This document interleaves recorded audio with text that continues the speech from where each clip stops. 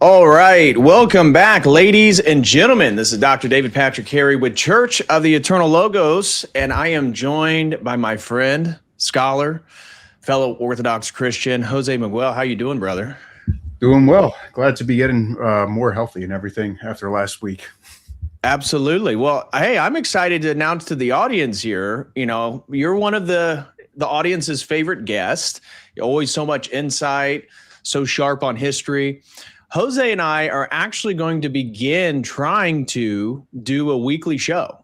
So it could be Wednesday or Thursday evenings. You're seeing it right here. We're going to try to begin doing this weekly, and we're going to be doing all types of stuff. Today, we're hosting an open panel. We're going to be getting into the hot topic of what's going on in the right wing. Obviously, Andrew has a massive debate, very highly anticipated by everyone on the internet, with Candace Owens tomorrow at 11 a.m. And we will be doing a live watch party here on this channel tomorrow morning at 11 a.m. We'll watch the whole thing, comment on it. And then Jay Dyer is going to be with me tomorrow at 5 p.m. So we'll be covering a lot of the geopolitical news topics. It'll be a free-flowing conversation. If you got questions for Jay, bring them, because it's not going to be topic focused. It's really going to be on a bigger picture of talking about all different things. So be curious to get Jay's response on the debate tomorrow. But tonight's open panel, and it's a debate panel. So if you guys disagree with anything that myself or Jose has to say, you are more than welcome to join. The link is in the video description. And we're essentially talking about what's going on with the GOP, what's going on with the Republican Party. So if you want to join and share your thoughts on Andrew Wilson and Candace Owens, you can feel free. However, today's conversation is really using their debate as a pretext to understand what is happening in the GOP and right-wing politics. You were seeing Tucker Carlson, Candace Owens, a handful of other people begin to differentiate from the MAGA movement. We're seeing people like Andrew and others, Steven Crowder, making the argument that it's a losing battle to try to create some type of third party, that the best thing to do is try to reform the GOP and maintain the structure that is and the coalitions. So what honestly is going on with the GOP? That's kind of what we're going to be focusing on. But first, before I ask Jose his thoughts on everything that's going on, you guys need to go subscribe to a Substack. So his link, if you go into the video description right now of the stream, you'll see Jose's Substack. It's fantastic. It's great articles on a wide variety of topics, everything from historical American migration to Bitcoin to social credit score systems, which I think Jose and we may have a little bit of tension there. I think that we view that a little bit differently. But go subscribe to a Substack. It's highly encouraged. Very, very good stuff. And a link I posted in the video description below his Substack, it's his Buy Me a Coffee link. So if you would like to support Jose in his work, go do that. Greatly encouraged. Go support our brother.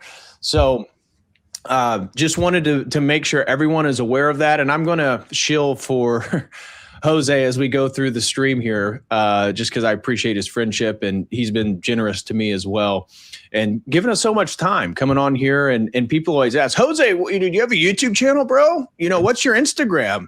Exactly. Well, Jose, he's kind of a recluse. He's sort of a intellectual recluse in some ways. And really, knowing you, your medium is writing. You're more, because the information that he shares is so dense. You can, I podcast and stuff, but the difference between writing a book and then doing a podcast is that speaking, you can only get to a sort of superficial depth. That when you write something, you can really clarify, you can really build lines of thought that people can follow. So anyways, go follow his Substack and follow mine. You're going to see in the next few days, I'm going to have a handful of stuff up on my Substack as well. But go support our brother. So with that, and we had some super chats. A major thank you to Anthony who already got the party started with a $100 super chat. Bro, thank you very much for that. Very generous. Greatly, greatly appreciative. And also, Victor Ziegel threw in $57 for reaching 57,000 subscribers here on YouTube. We just passed the 57,000 mark. Hopefully, we'll be moving towards the 60,000 mark soon, and we'll have a celebratory stream on that. Akathis, been a Kodo crew member for 9 months, says, we got black female Catholics beefing with white male Orthodox Christians. Oppositions don't change. They just adapt new names. Oh, fair enough. And Jose Eleron, my brother, God bless you, brother. I hope you're doing well. Josiah Eleron. I got you on my brain, dude. Josiah Eleron, shout out to you. He says, everyone be sure to drop a super chat or dono chat. Absolutely. Josiah, hope you're feeling well, man. Hope you're doing well. Looking forward next time we can link up. And he throws in a $10 super chat, says, God bless you. Well, God bless you, Josiah. God bless all your support, man. You've been very supportive of my work. I greatly appreciate it. Okay. Now, with all the housekeeping out of the way, what do you think's going on right now in the GOP? So there's two sides of that question. So I think the one we want to start with is in terms of what is happening with the American right as a whole, in terms of because there is a divide happening. The fact is the GOP is undergoing a transition in terms of what it is about. I mean, this kickoff started with Trump going down that escalator back in 2016, right? But essentially, you have a conflict at the core of the Republican Party over whether it's still going to be essentially the business party versus an ideological party versus a religious party. So even just looking at the top oligarchs who are the mega donors and the main donors for the RNC and for the as well as the state parties, there is now a very significant split that's happening among the donor class in regards to like for example, what do you call it? The Uline Incorporated. So that's the Uline family or couple, Richard and Elizabeth Uline. They have a family-owned business that was reasonably successful shipping company that then made them into multi-billionaires in the wake of the COVID shutdowns, where all business went online. So they're very recent in terms of donating money within the GOP, and their money that they've essentially dumped $250,000 into influencing the GOP's party line. And they're the ones who are pushing hard, especially on the issue of election fortification or investigation into the 2020 election irregularities, as it were, and as well as making sure that said irregularities can't happen again in the future. Interestingly enough, they're also the reason why Paula White is where she is in the Trump administration, because they are part of the what's called the Ziklag group, which is part of the New Apostolic Reformation, which Paula White happens to be an apostle of. So you have donors, you have mega donors within the within the GOP who are either very ideological or very religious. In this case, it's more primarily religious, or rather, I mean, in a sense, you could say charismaticism and evangelicalism is ideology as a religion. Right. But that's what's new. This was not happening prior to 2016. Like the moral majority was the last time where you had significant religious presence within either of the political parties, and that more or less was dying out in the 90s, and essentially it just became the Newt Gingrich business party. But you still have those old school business type oligarchs who are buying stuff up. I know for example, the payday loan kings, king and queen. I'm trying to remember their name. I have it written down somewhere. Right, yeah, Advanced Financial. That's Michael and Tina Hodges. So they're really massive donors in the Trump administration, and they don't have any ideological line whatsoever. They only thing they care about is reducing restrictions on usury. And literally, they'll create a financial product, and then they'll get either a state or Congress, or they actually even got Trump to repeal regulations that would prevent them from selling said usurious product. Right, hundreds of millions off that usurious product. I mean, the scale at which these people operate paydays is insane, because they've literally sued 1 in 66 one out of every 66 Tennesseans that exist, and brought them to court over payday loans. What? Yeah. So that's one of the biggest donors that are fighting for what's the word for control of the Republican Party. But yeah, we can go more into that. if I'm hearing what you're saying, if I'm picking up what you're putting down, there's a split that's happening at the elite level. We've talked a little bit about the old money and the new money kind of battle over the GOP, the Elon Musk, Peter Thiel, tech side of things, and some of the Zionist lobby, the Jewish lobby. It's kind of its own hegemon. And it seems to be some type of negotiation between these power players. But at the street level, the populist level, that's what I find so striking is really even during the Obama era, Obama sort of acted as a catalyst for the GOP or Republican or conservative people to have like a shared enemy. But right now, it really does feel like it's more split than ever before.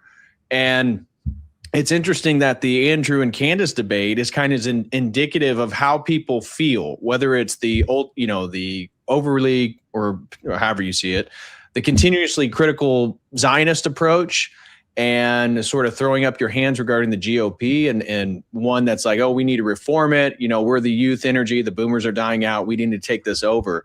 What are your thoughts on at the popular level? There seems to be such a conflict that it's really hard to say what the defining boundary is. Like, for example, with Andrew and Candace, it's not Israel. They're both critical of Israel. Andrew's a little bit critical of people who are too Jew focused. Is it Trump? What do you think that the dividing line right now? I'm really not seeing what the specific thing is. It just seems like there's a handful of topics, and it's very ambiguous what is true right now regarding a handful of issues. Could be the Iran war. Could be, I think Epstein was kind of the beginning of this differentiation with the right-wing coalition. What are your thoughts at the populist level? So in terms of like a breakdown I know like the breakdown that I've seen myself personally, it's orthogonal a bit to the Candace Owens, Andrew Wilson debate thing.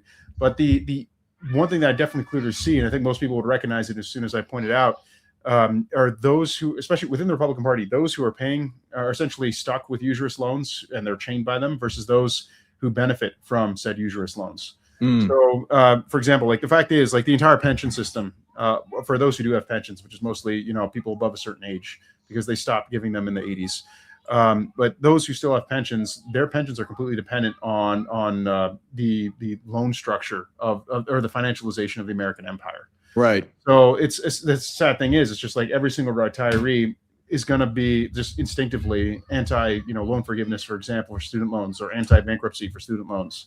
Right. And that's going to be more the boomers that are going to be, and probably some of the Gen Xers are going to be in favor of those pull yourself up by your bootstraps, where millennials and Gen Zers were literally indentured slaves to the American system.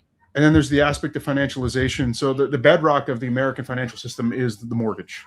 And the fact is, because of policies concerning mortgages, regulations concerning mortgages, mortgages themselves are the determining factor of what a housing prices will be. This is an amazing thing. So, like mass illegal immigration, it does have an effect on rents. It drives rents up through the roof. It doesn't have an effect on housing prices, and that's because housing prices and rents are completely disconnected from one another. I got friends who've made serious money in real estate. And one thing they say is, like, they even themselves will admit, like, there's actually no connection between the actual rental income and the value of a given property. The biggest determinant of the value of a given property is how much a bank will lend against it, and banks don't care about rental income.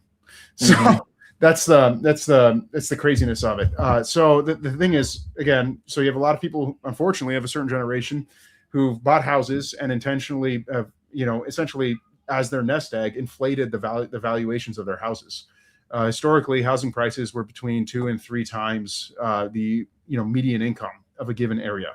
So if it was an urban area, 3 times. If it was a rural area, 2 times. Now, like, I live in a rural area, and the median house cost is like 7 times that of the median household income. Like, literally, and nothing's moving. And there are even towns near us where like 16% of the houses are empty because the people who own them are not selling them because they want to get 2022 money. And no one who lives there can afford, people who are making 37 grand a year are not going to pay $280,000 for a house in the middle of nowhere. So it's just the reality. You have this disconnect. That's part of it. So that's a generational divide that I don't, what do you call it? That's I don't see that being resolved, and frankly, until unfortunately until the boomer generation dies, which is now kicking off. So it seems like there's not really then a dividing line in the boomer generation, and it really is the Civil War, if we want to put it that way. But that's how people are characterizing it. Mm-hmm. It seems like it's actually, and I think you're right about this. It's really between the millennials, the Gen Zers, and maybe some of the Gen Xers. It's the younger generation that's getting ready to take power of the GOP or whatever these political parties are. We're seeing right now with the Democrats, and I know we talked backstage, you haven't been following it, but anybody listening right now who has been following it, the Democratic Socialists have been very successful in some of their primary elections recently, whether it be in obviously places like Minnesota, Michigan, New York, but a variety of different states, and people that are openly socialists, like not like, they have a socialist policy and some, Sean Hannity claims that they're a communist, or no, we're talking about like openly pro-socialism, sometimes even explicitly communist.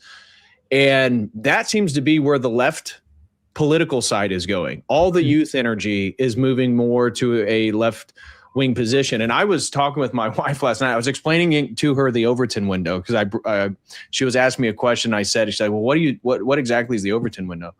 And when I explained it, the box, and I used the Wikipedia page that shows a diagram of what the Overton window is, I said, it really, when you think about today, the Overton window isn't just moving, it's stretching in both directions. Mm-hmm. So when you look at Islam in America and what these imams are saying openly, when you see what rabbis are saying about the Greater Israel Project, when you see what Democrats are saying about trans issues or whatever the hell that they're interested in, or there's communism or there's socialism. It's not that the Overton window, like even I've characterized it maybe 2 or 3 years ago, that when Musk purchased X, the right side of the Overton window expanded to include what appears to be more criticism towards Israel. But really, if you look at what's happening, the entire Overton window is shifted. I mean, you have Dallas Airport that by the end of the year, I believe they're going to have Muslim foot washing stations in Terminal D. Mm-hmm. That Texas has now allowed for the Islamic City. I believe that was passed 7-0 to allow for basically a Muslim only city. It's not going to be explicitly, but maybe it will be, but it's certainly for Islam. And, I think within all this chaos, it's like that's part of the Civil War is like, what is it that we all stand for? And I think that's partly what the Andrew Wilson, Candace debate or this right-wing Civil War is all about, is like it's the younger people deciding which direction all this stuff is going, it seems like. Mm-hmm. And that's true. It's a matter of, what do you call it? I mean, old school conservatism is dying. And what is replacing it is essentially people looking at where, essentially it comes down to what is it that people are putting down as the root cause of the problem. So obviously there is, the anti-Israel sentiment is at a height in the American right that's never existed before. Yeah. And it's overwhelmingly young people. It's just crazy. I just wanted to briefly mention it, but like the fact that, you got those deployed naval guys out in the Indian Ocean, and they don't have enough food for the enlisted. And you literally have, you have enlisted, you have guys, not officers, because the officers are apparently eating well per Pete Hegseth. But when you have normal enlisted guys who are losing 30 pounds on a deployment because they're not being fed. And at the same time, the Trump administration is prepping to do a draft when they're not even able to adequately feed existing troops. That's just the level of decay that the empire is now at. And that's why I actually do wonder, even if a draft does happen and you get drafted, they're not going to have any guns or bullets to give you, and they're not going to have any food to feed you. So, right.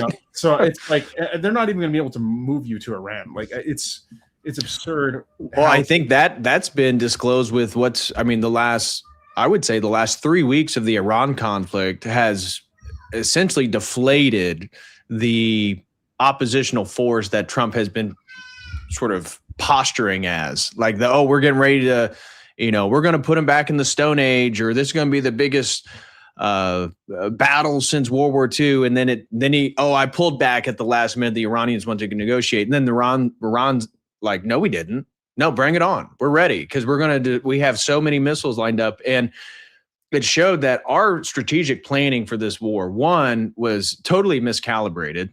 Obviously, we were misled by Netanyahu and the Zionists. Trump disregarded his own intelligence agencies. And I think you're right. Like what the Civil War and the right wing, and really what Andrew and Candace is all about, is like, who is ultimately responsible for the problems of America? And I would say Candace probably represents the more hardcore anti-Zionist, anti-Israel line. And Andrew represents the more like hardcore anti-progressive, anti-liberal line. That is true. No, that is true. Who's the people blame more? Do they blame the Jews or do they blame the socialists? That's in a nutshell. And yeah, which one came first, the chicken or the egg? Exactly. One is the atheist version of the other. Exactly. Yeah. So it's unfortunately, but the thing is, part of it too is no one's selling a positive vision. That's the other part. And I don't even know how you sell a positive vision in Republican style politics. And I don't mean just the party, but like in a republic itself. Because you look at electoral politics of a republic, you go back even to the Roman Republic, or the Republic of Florence, or the Republic of what do you call it, Milan, etc. Oh yeah. The recurring pattern that you see is elections are always super negative. Like it's always attacking the other person. That's how you get votes. That's how you get right. You drum up the numbers. You drum out the money. Like that person's going to get you, ergo you must support me. So if you try to sell, the fact is historically for the last 2,600 years worth of history we have on republics, no one wins elections by selling a positive vision. So that's just the nature. True. That's just the nature of Republican politics. So as long as we're stuck in a republic, that's the dish that you have to eat essentially. So yeah, that's the nature. Like if you boil it down, I'd say that is probably the most accurate take on the breakdown between Andrew Wilson versus Candace Owens. What you're seeing is a general pattern of it's the anti-liberals versus the anti-Zionists as to who is the worst offender. And I don't see a Franco arising anywhere who's able to unite everybody and be like, all right, right, and knock out the bad guys. And you see this with the rhetoric amongst the right-wing conservative politicians and supporters with Islam, right? That it seems to be a sort of low IQ inability for two things to be true at the same time. Mm-hmm. That, hey, you're right. Zionism is bad. Israel has lied to us. Hey, also, Islam is not your friend just because the Jews and Muslims are killing each other. In fact, how many rabbis have we even discussed to show that Islam is the broomstick of Judaism, which we're not going to unpack here. YouTube, we love Israel. We love Israel here, and we love Netanyahu. So we would never say anything critical of them. But we love Israel as much as Morocco loves Israel, and its king loves Benjamin Netanyahu. Yeah, exactly. Yeah, isn't it so strange that the invasion from Morocco to Spain happens in Ceuta, and all of a sudden, what was it, like 50 million, or I forget how many millions of dollars just got sent from the U.S. to Morocco, almost like it was all planned the whole time. And is it a surprise that, what do you call it, Sunni Morocco decides to attack Spain when Spain decides to honor a 400-year-old handshake agreement with Iran?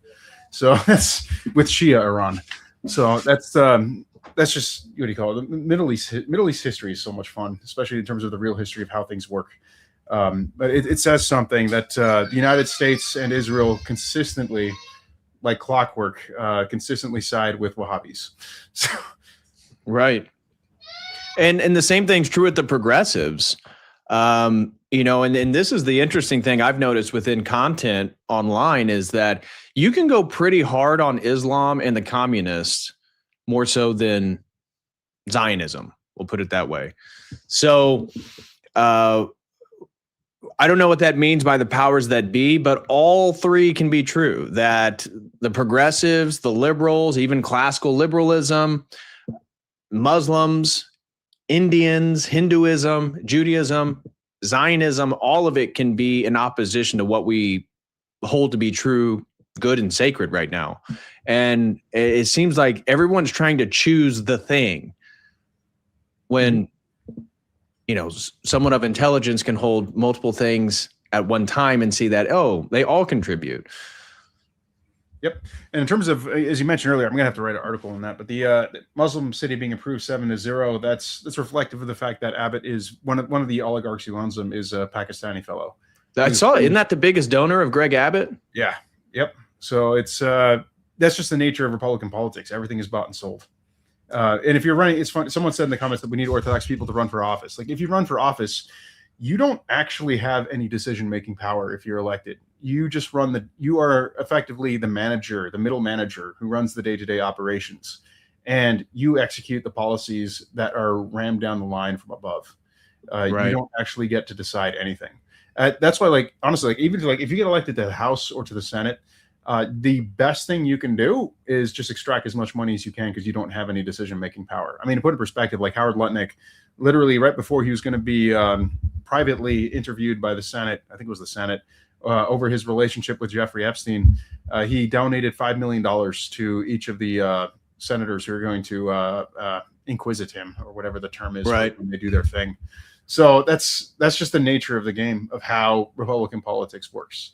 So it's funny. Like the irony is, like, if you want to have real decision-making power, you don't need to have Orthodox people run for office. You just need to have because the irony is Orthodoxy has, on a per capita basis, the most successful, like literally, like financially speaking, most successful like religious population in America. It's kind of absurd.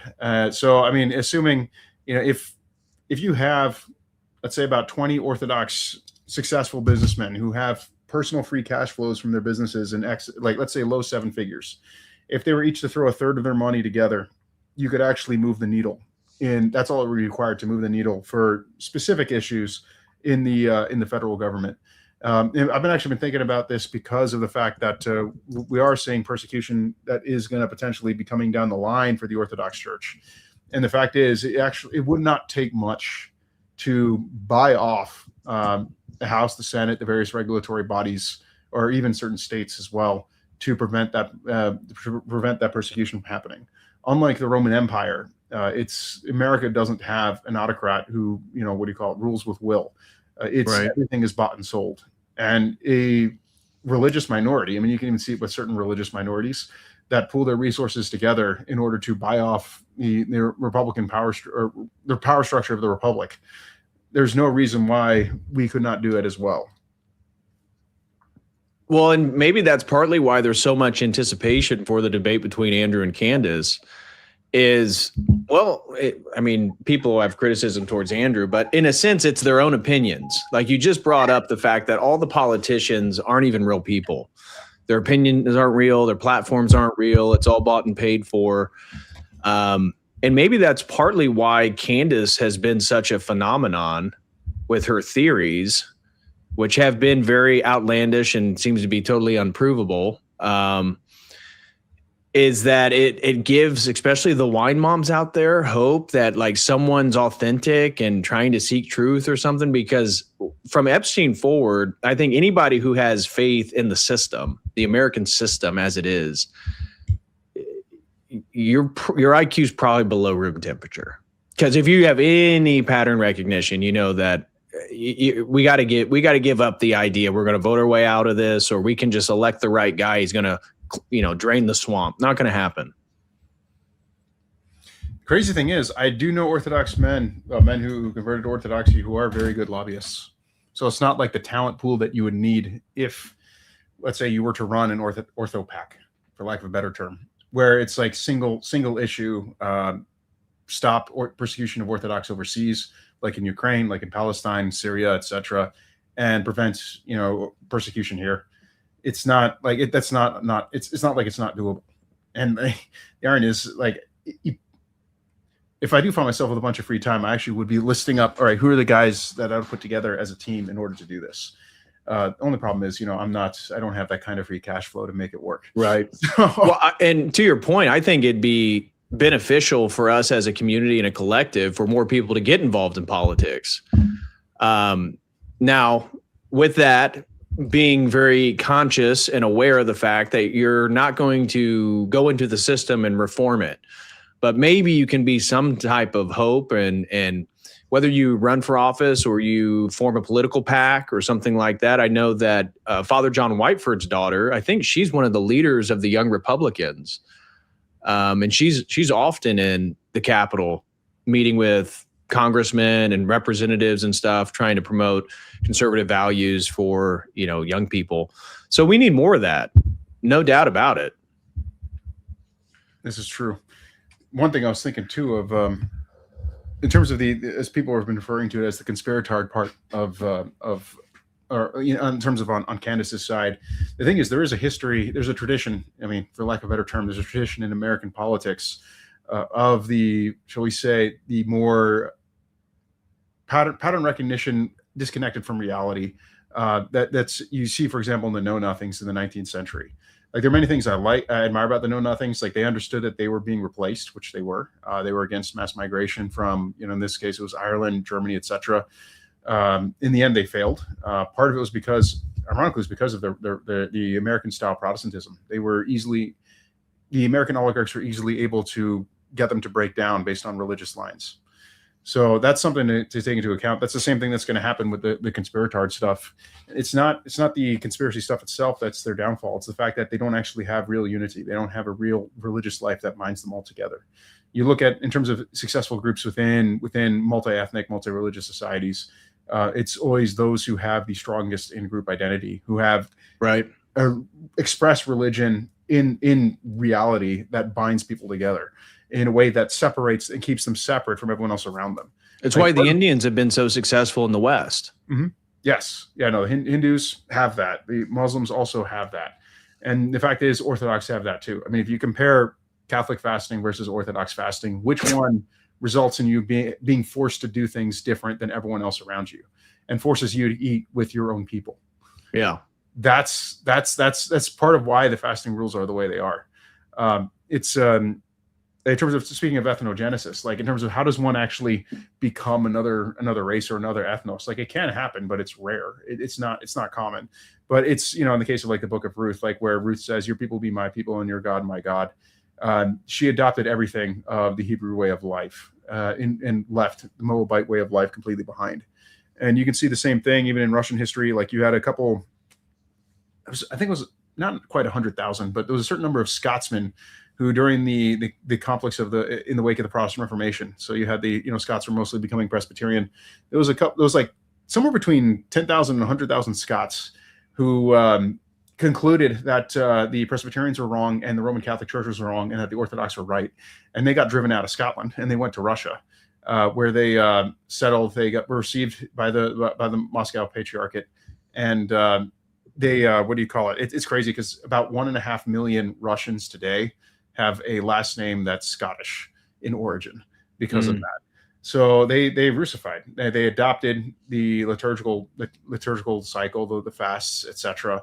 And no one, if you meet a Russian with a last name, that derives from Mackenzie or something like that, no one's going to say they're not Russian because they were wholly Russified in like one generation. And that's because, in general, one pattern that you see in history when, like, for example, like I know you covered with St. David IV, where he had settled Kipchaks who had Georgified. Yep. And they had genuinely Georgified. The barrier, the cost essentially has to be high for the person who's switching, like genuinely switching ethnos. Like they have to lose everything and in order to do so. And that was true of the Kipchaks, who settled among who were brought in by the Georgians, and they Georgified. And no one says they're not Georgian. They got completely absorbed. The same thing happened with it wasn't the Kipchaks. It was another Turkic group. I'm forgetting the Pecheneg. They got destroyed. I forget which Byzantine emperor completely destroyed them. But they concluded that the Orthodox God was the actual God, and so they decided to worship him. But they didn't want to go to Byzantium to convert, so they went to the Russians. They converted. They became Orthodox, and they intermarried out. And so that's the same thing happened with those Scots. So, and that's the problem with America. Part of why America has not had a successful ethnogenesis and why it's so divided the way it is along ethnic lines is because of the fact that the barrier to entry, for lack of a better term, is super, super low. Right. And just like with an evangelical church, like the modern evangelical church today, you say a prayer and you're in. That's the barrier is so low, there's no cost. Whereas, you don't even have anything like at least a 1 year long catechumen like you have with the Orthodox Church. So if you want to have genuine ethnogenesis, if you want to have people genuinely assimilate, the cost has to be really, really high. Right. I think, and for so long, it's just been like this focus on English. Oh, they need to learn English. They need to learn English. If you're American, speak English. Well, if English is the only prerequisite, there's not a lot to actually conform to when you become an American, because half the world, it's already the lingua franca. Mhm. So you're basically telling people who've already, maybe they did English in primary school or whatever it may be, oh yeah, as long as you speak English, you can come here and you can be an American. You just have to work hard. Oh, okay. Does that mean like Somali daycares? Mhm. Is that through usury? Is that through, with the Indian community, particularly the semi-fraud, getting your CDL and all this different stuff for people that can't even do, basic maneuvers or read the signs in English, and yet they're getting CDLs. I mean, and we've talked about this previously, like here in Indiana, it's very common, especially amongst the Sikhs. Yep. So Sikhs are Punjab. Punjabis North India, and they are different than the majority of India that are Hindu. Sikhism is a mixture of Islam and Hinduism. And what they do is they just have trucking families, and they bring men over from India like every few months, and they get them a CDL and they get a new truck. And so their business is someone comes over and buys a truck, they start making money, they get a house, everyone moves in the house, then they buy another truck, then they'll buy another house, then they'll buy another truck.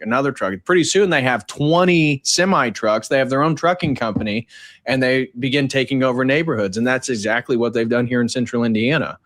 I can break a little bit of that down because how the Brahmins function. So the Brahmins are the first ones who come over for any given group, be it Punjabi, be it Gujarati, etc.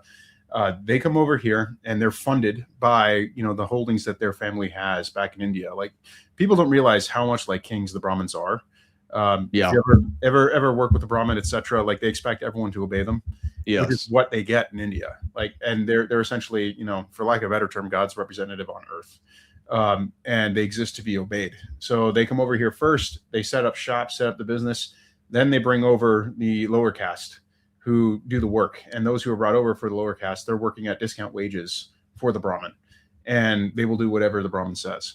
So, and I've seen that repeatedly. It's that's just how that society functions. It's part of why it's so dark.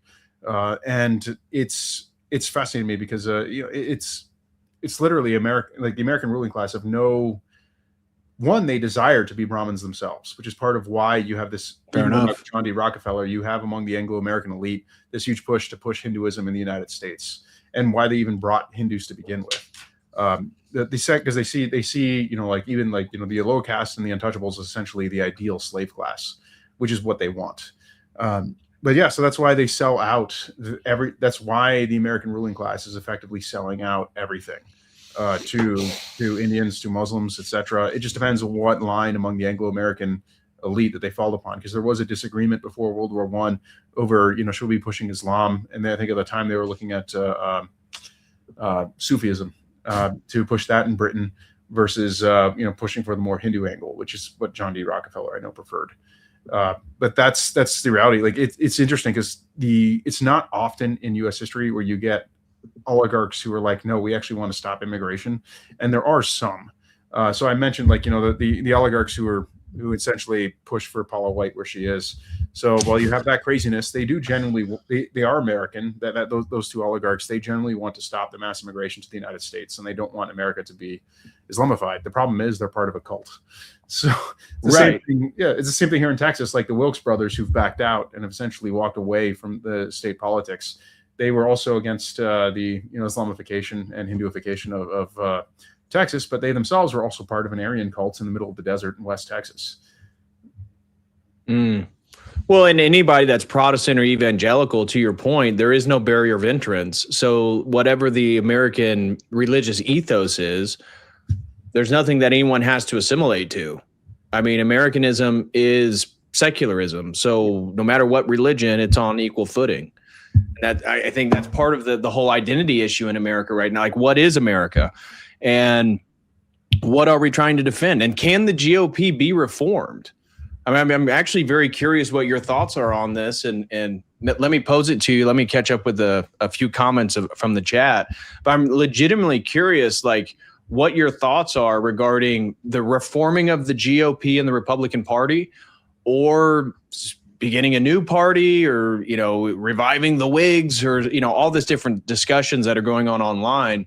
What you think actually is the strategic move? But before we hear Jose's response real quick, let me just catch up with you guys. Wicked Wally throws in 5, says, not to brag, but I'm in a pretty big war myself with a pet agency that gave away the cat Millie wanted. But anti-feminists hate women. Am I right? It's true. It's true. Shout out to Wicked Wally. Love you, brother. God bless you and Millie. I hope you both are doing really well. Don't be goy throws in 5, says boomers are finally dying. Yes, but they're hell-bent on dragging the U.S. to hell with them.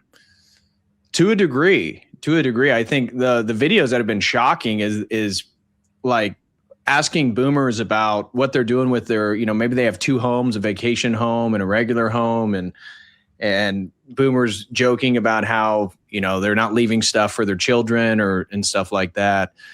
But there's good boomers. I love my parents. I think my parents are great and they're boomers. So it's not all boomers, but certainly there are some real general characteristics between the generations. Mac Tire throws in $1. Thank you very much, Mac. Do appreciate it. And my brother, Austin DeTuliosaurus now on YouTube throws in 10, says Codal tithes. That's right, guys. Send in your church tithes for the month of August if you have not. Thank you so much, Austin. God bless you, brother. Really appreciate it. And guys, don't forget to go subscribe to Jose's Substack. Fantastic articles. Link is in the video description. You can buy him a coffee, show him some love, send in a super chat for Jose. All those links are in the video description. And also, who's going to come on here and disagree with us? This is an open debate panel. So if you think the GOP's in a strong position, if you're in favor of where the MAGA movement is going, or you're in opposition to it, or you're polarized on Andrew or Candace, join us. The link is in the video description. I'll share it again here in the live chat. So this is an open debate panel, and anybody who disagrees with us, that's what we're looking for. Disagreement is privilege to come on. Tell us what you think. Major thank you to Caleb for gifting a Codal Crew membership. God bless you, bro. All right, Jose. So part of the debate that's going on right now amongst the young people is, what do we do with the GOP? And can the GOP be reformed? Is this a generational thing like you just brought up with the boomers and some of the generational differences? What would you think to be the strategic aim of young conservative people in America? Is it involve yourself in the GOP? Yes, it's bought and paid for. Yes, it's a Zionist shilling machine. But if we get enough people in there and take the levers of power, we can begin to control it again. Or are you more of the opinion we need to create a new party and go in a new direction and maybe break up the dialectical party system? Or is that doomed to failure, that whatever side splits first is going to be forever imprisoned by the other side? So in terms of structural issues, so in any first past the post system, you will always have 2 parties. That's just the nature of the beast. And that's without exception. It's just mathematically, you will never have another possibility. The only time where a party fails is when no oligarchs will put money into it anymore. And that's what happened with the Whigs when they failed, or the Democratic Republicans of Jefferson's day, or the Federalists of John Adams. Right. So that's the only thing that would cause the Republican Party to fail, if money stops going in. Part of why the generational divide was so huge is because the boomers are a unique generation, and that previous generations would hand down power to the next generation while they were still alive. You see that a lot with, like, if you look at the Mellon family with their wealth, or the Vanderbilts, Rockefellers, even the Rothschilds too. Historically, you would hand down power to the next generation while the old generation was still alive. The Wallenbergs in Sweden would be a good example of that as well. Like, Sweden is it's essentially a city state. It's not really, when you talk about nation, like Norway, Sweden, and Denmark are essentially city states. But in the case of Sweden, it's a city state that's completely controlled by one family, the Wallenbergs, and it's kind of hilarious because they seize control of it within 12 years of Sweden becoming a democracy, and Sweden has essentially been their playground ever since. Mm-hmm. But so the issue is, like, in terms of, like, if you're a young man and you want to know, like, what do you got to do in order to actually move the needle? If you're a man who has the capability of building a successful business, that's how you move the needle in Republican style politics. You have to build up a business to where you have sufficiently free cash flow where you can just siphon some of that off to buy influence in the system. And that's simply how it works. If you're a man who doesn't have that kind of ability, then see if you can channel yourself into working for, in this case, an Orthodox man who has the skills to build such a business that could generate that kind of cash flow where they could then literally do pay for play. And to your point, that's not just relegated at the federal level. Mm-hmm. I mean, you could have, let's say you have a successful plumbing business and maybe you got, 5 to 10 vans of guys working for you, going out and doing stuff. You can do the exact same thing at the local level. Yeah. Like you can help fund the sheriff election, the school board, the mayor, all that stuff. And so when you're hearing Jose, don't immediately think, oh God, he's telling I gotta become Elon Musk so I can become a lot. No. What he's saying is the pragmatic way in which politics work, but think about the local level. You don't have to be, making $20, $40 million a year. You could just be a successful blue collar business worker who owns your own business. Yeah. And you can actually be dramatically impactful and influential in local elections. Yep. Especially if you live in rural, like middle of nowhere. So you have no idea. Like I'll put it this way. Like if I wanted to completely dominate the politics of the county I live in, it would cost 120 grand every 2 years. That's it. Like it's surprisingly cheap. And the irony is like, you don't even need to have a successful business at that point. If you have a parish and it's reasonably sized, and besides, of course, tithing and, building out the parish, et cetera, if the brotherhood of that parish is organized and pooled money together, you could way punch above your weight relative to the population you have in your county. So it's just a thing to consider as well, especially if you live in a rural area, like in my area.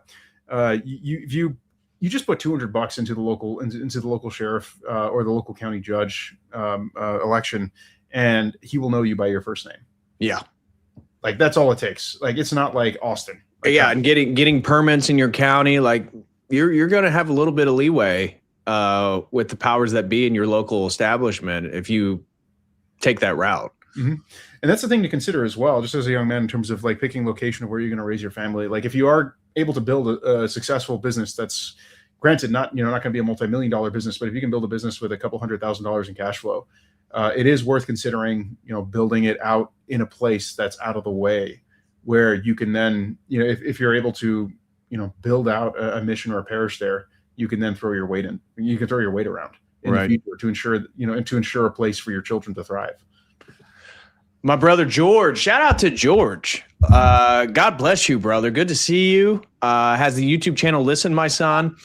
Says a third party will hurt or purify conservatism. We'll see. I would love to see the GOP as we know it dissolve or transform. Not voting or voting Democrat is definitely not the answer. Yeah. So what is the answer? I guess and that's really what Andrew's been hammering along with Steven Crowder, is that we need to take over the GOP and reform it from the inside through a series of progressive wins. Because one of the things that's looming over all conservatives is the 2028 election. And based on Polymarket and everything that's going on right now, a lot of energy is flowing into the Democratic candidates and the DNC. I saw AOC today, which just blows my mind. On Polymarket, she, for the first time, rose above Marco Rubio in likelihood to attain the presidency in 2028. Which is, not that I'm in favor of either candidate, but the fact that Better's Polymarket is in planning or at least expecting an increase in AOC's probability, it's crazy. What do you think we do moving forward? What are your thoughts on it? I was going to say AOC as president, that would be the horse in the Senate moment. Exactly. Yeah. If even though the president is frankly just a figurehead and doesn't have real decision-making power, if they put AOC, like if the oligarchs agree to put AOC as the puppet, they deserve all the destruction they're going to get. That's I got no other opinion on that besides that. That's wow. But yeah, also don't do Polymarket because it's rigged, but that's a whole different story. Well, isn't it controlled by a certain tribe of people? Yes. Yeah. Okay. Just questioning, guys. I'm just questioning. I don't know what tribe or anything. Just questioning. Mathematically, if they were running a casino, it would be breaking a lot of gambling laws. So it's that rigged. It's more it probably market is more rigged than slot machines. So that tells you something. Right. But what the question about the GOP moving forward? What are your thoughts? So right now, the old guard would be like the business as usual kind of guys. So I mentioned the payday people. That's they're one of the most blatant. Another of I would say the old school guys would be there's a fellow who's a big player in the Texan state level as well as the federal level. Kelsey C. Warren or Kelsey L. Warren. He runs his company's Energy Transfer LP. So like he's an old school guy. All his donations to Trump and MAGA, as well as MAGA in general, are for specific line item regulation repeals. So he's very much pay for play. Like I give money, I get what I want. And he doesn't, he's very interesting because he follows, like, that's something I've noticed. The more successful oligarchs, they follow the Vox Days policy of don't talk to the media. So he has like literally nothing out there in terms of what his actual policy positions on anything are, but he specifically targets individual regulations, donates money based on it. And that's, if you give him what he wants, you get money. And that's how he operates. Currently within Texas state politics, he's one of the guys who's competing for the vacuum that the Wilkes brothers have left by pulling back. Personally, as far as oligarchs go, I actually do like some things he pushes for because he's very huge on making sure the Texan grid is stable and that you don't have a repeat of the blackouts that happened a couple of years ago. Also, he's very huge on energy independence and getting it so that we can actually refine fuel here stateside and refine the light sweet crude that we make in Texas stateside instead of having to import sour crude from the Middle East. So it's like there's a lot of things where it's like, I know he's doing everything out of his own self-interest, but it also does benefit the little man inadvertently because of the nature of the business he's in. But that's the case, in the case, and then so you have him where it's like he's doing something in his own, he cares about his own business and he buys politicians off accordingly to keep his business. Is he a boomer? He'd be older there. So for the younger people, is the option a third party or is the option reforming the GOP? Mm-hmm.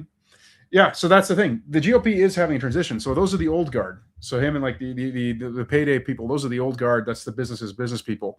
Where you get why there is actually a change happening in the GOP, like I mentioned before, but the couple who are the Lane family, they're pushing hard for crackdowns on illegal immigration.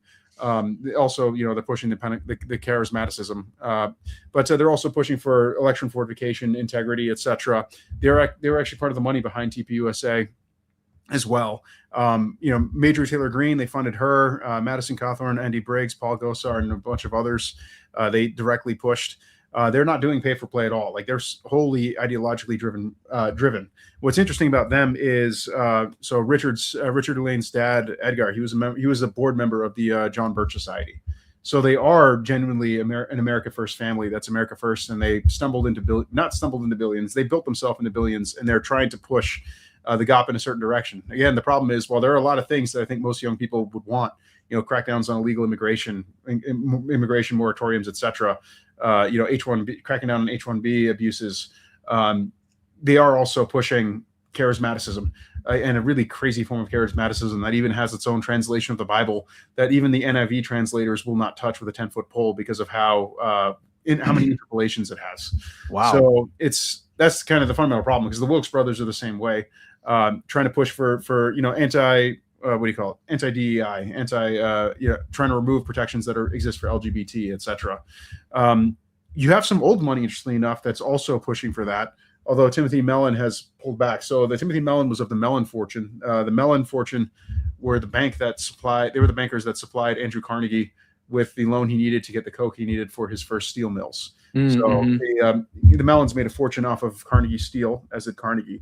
But the Mellons are interesting because historically they were the family for the last 170 years, essentially, very much on the progressive side. And even Timothy Mellon himself, who is a boomer, was progressive back during the civil rights era. Like he supported financially, LBJ, Jimmy Carter, George McGovern, and then he started shifting and he supported Ronald Reagan. Right. And then he had a genuine ideological conversion. And he started going hard against like funding money to try to repeal stuff related to the civil rights, eliminating the social safety nets that are being abused by illegal aliens, etc. He is truly anti-mass migration now and very much against the Hart-Keller Act, which he wasn't back in 1965 when he was a young man. And he even actually funded all of the border wall that got built by the state of Texas. With his own money. He also gave $130 million to cover the salaries of military service members during the 2025 shutdown. Yeah, I remember that. And he was the one who pushed hard for RFK Jr. to be in the Maha movement to be pushed into the MAGA movement. So he's not necessarily like, he's not united to the political party, Republican Party per se, but he is genuinely trying to change, essentially shift. He's the only old money guy who's trying to shift. They've been trying to shift the Republican Party into a more ideological aim. Right. The Mercers would be the closest equivalent, but they're newer money. They were Renaissance tech, but the Mercers also have been doing that as well. But again, the Mercers actually have handed down the reins. So I believe the current Mercer, who's running the foundation for the family, he only had daughters, so the daughter inherited. She's Gen X. But even with the Mellons, like Timothy Mellon is, he's a boomer. So it's. Yeah, so that's why there's this conflict here, because you have this super business oriented group who also happen to be they're also ones who are, and then you have the super Israeli group that are also super Jewish. So Jeff Yass, who's the big guy who's there. And then you have others who are not as big, but are still significant in there. And unfortunately, some of the super pro-Jewish guys are, so one would be Stephen A. Wynn. Most people would not have ever heard his name, but he's a Las Vegas and Macau gambling king. But with all that being said, if the Zionists who have a younger generation of people that are also Zionists and they already have a financial infrastructure and a lobbyist infrastructure already built to influence the GOP, it sounds like what you're saying is, there's some old money people that may be interested in transforming the GOP and making it something new. There's a lot of resistance to it. But it's kind of going to work the way that it's always worked. And even the issues that you've laid out, okay, mass immigration, but then you have the Koch brothers that are actually, petition that we don't need to deport people. There's a lot of conservative millionaires and billionaires that own agriculture. Mm-hmm. They don't want the illegals deported. And so there's like this huge problem between like values and principles and the money itself. Mm-hmm. And so that was kind of what I was getting at regarding a third party or splitting of the GOP or just a slow, gradual transformation, if it's possible. And, one of the things that might be the case is whether, a new third party, because libertarianism isn't going to get it.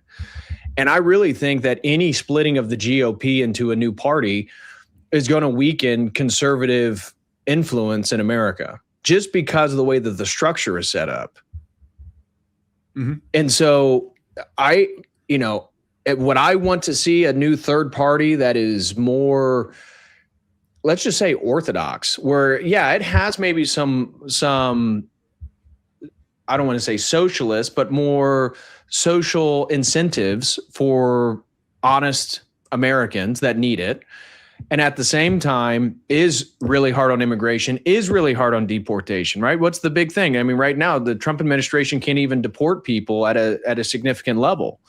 So maybe there would be a third party that could kind of find the middle ground, but is actually right wing. I mean, to me, the big thing we need because of sin is like social issues, highly conservative. And then we can talk and negotiate things economically speaking and stuff like that on how we help the people. But I feel like it's kind of American politics is in a rock and a hard place because one, more people have access to information because of social media. More people are polarized than ever before. And the young generation, especially young men, especially young white men, have no real prospect for security, life security in the future. So that presents a recipe for potential revolution of some sort. And that can be funneled into political endeavors where you create a new party and you like build something, or it can turn into something more degrading for society. That's where I think the conversation is right now. And I really think that connecting it back to Andrew and Candace, that's kind of the underlying theme. You know, Andrew and Steven Crowder and a handful of other people have been really vocal that we still got to support Trump. We still got to support MAGA. We got to make sure we get Republicans in office for the midterms and then for the next presidential election, because we have no other option. And I totally get that line of reasoning. Then you hear the other people like, you know, a Tucker Carlson, for example, who's very open to the idea that we have to form a new political party. And I wonder then, is that like a false opposition? Is that itself a psyop to totally disenfranchise whatever? Because it's so crazy how with Trump, the counterculture shifted to conservatism and more right-wing identity. And then with Charlie Kirk and his assassination, it seemed like it kind of split. You get the Trump election. And then with the Epstein debacle, it just seems like everybody started to split from that point forward. And so right when the GOP, for the first time in my lifetime, became like culturally important, they lose all their institution, or, they're losing the base. The base is splitting itself. So to me, that's kind of the scenario here is, if you're a young man, which way do you go? I mean, a lot of people aren't even going to vote in the next election. And, George, a friend of mine, right, Orthodox guy here in the chat, said whether, you not voting or voting for a Democrat isn't the way, which I agree with. At the same time, and I've talked with priests, my priest himself just said that he's like, I'm done voting. The system is rigged. He's kind of more on the libertarian side, but just him as an Orthodox priest, he's like, I'm just done with it. He's in favor of local politics, but at the federal system, it's screwed. It's over. So what I'd say is like, because it's only really an option for Orthodox Christians. Like every other flavor of Christianity is too atomized to be able to do it anymore. But except for maybe the Amish. But that's what do you call it? Block voting. Block voting. Yeah. If you really want your vote to count, you have to vote as a block. Absolutely. And even if you disagree with a certain candidate or whatever, or whoever, or whatever policy, you have to vote as a block, because that's the only way your block gets anything. And that frankly is the only way forward in a Republican system of government. So in terms of the GOP itself, like I was looking at like the top 17 big players within the GOP, and not one of them is Orthodox. So right. We don't have our guy. It just simply doesn't exist. Now, apparently we don't have a guy. There are Orthodox individuals who are apparently worth over $1 billion, but none of them have the vision apparently of pooling resources for the purpose of influencing within either party. Obviously the Democratic Party is hopeless, but the Republican Party, there is possibility to throw the hat in. The irony is the biggest obstacle, if that were to happen, wouldn't be guys like Kelsey with the gas empire, etc. It would of course be the Adelsons and the we'll call it the Zionist Jewish oligarchs who are the biggest owners in the GOP, but also the charismatic crazies who have a presence in the GOP leadership as well. That's probably where most of the internal fighting would then become, right, inside the party. But one way you can keep it in a manner where it doesn't, as a rule, I believe in picking your battles and keeping it very simple, making sure the church is left alone. And the fact is, did they shut down? That was one thing I was wondering. Back in the COVID shutdowns, did they shut down synagogues too?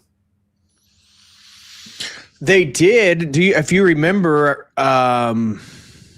in New York, okay. I remember that they tried to shut down synagogues, and then the Jews refused. The police came, and the Jews just went ahead and did their services, and they didn't really stop them. And it was a huge.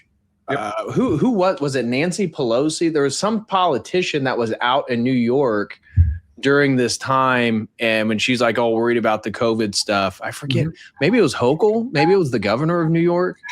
No, or maybe it was Bill de Blasio. Wasn't he the mayor of New York at the time? I forget. Yeah, but I remember a thing when COVID first started in New York where they had some of the guys locked down. Yep, but that's where things come into play. That's what you can do if you vote as a block. Yeah. Well, and if we should learn anything from the immigrants of the United States, is that we have to come together as a collective. Mm-hmm.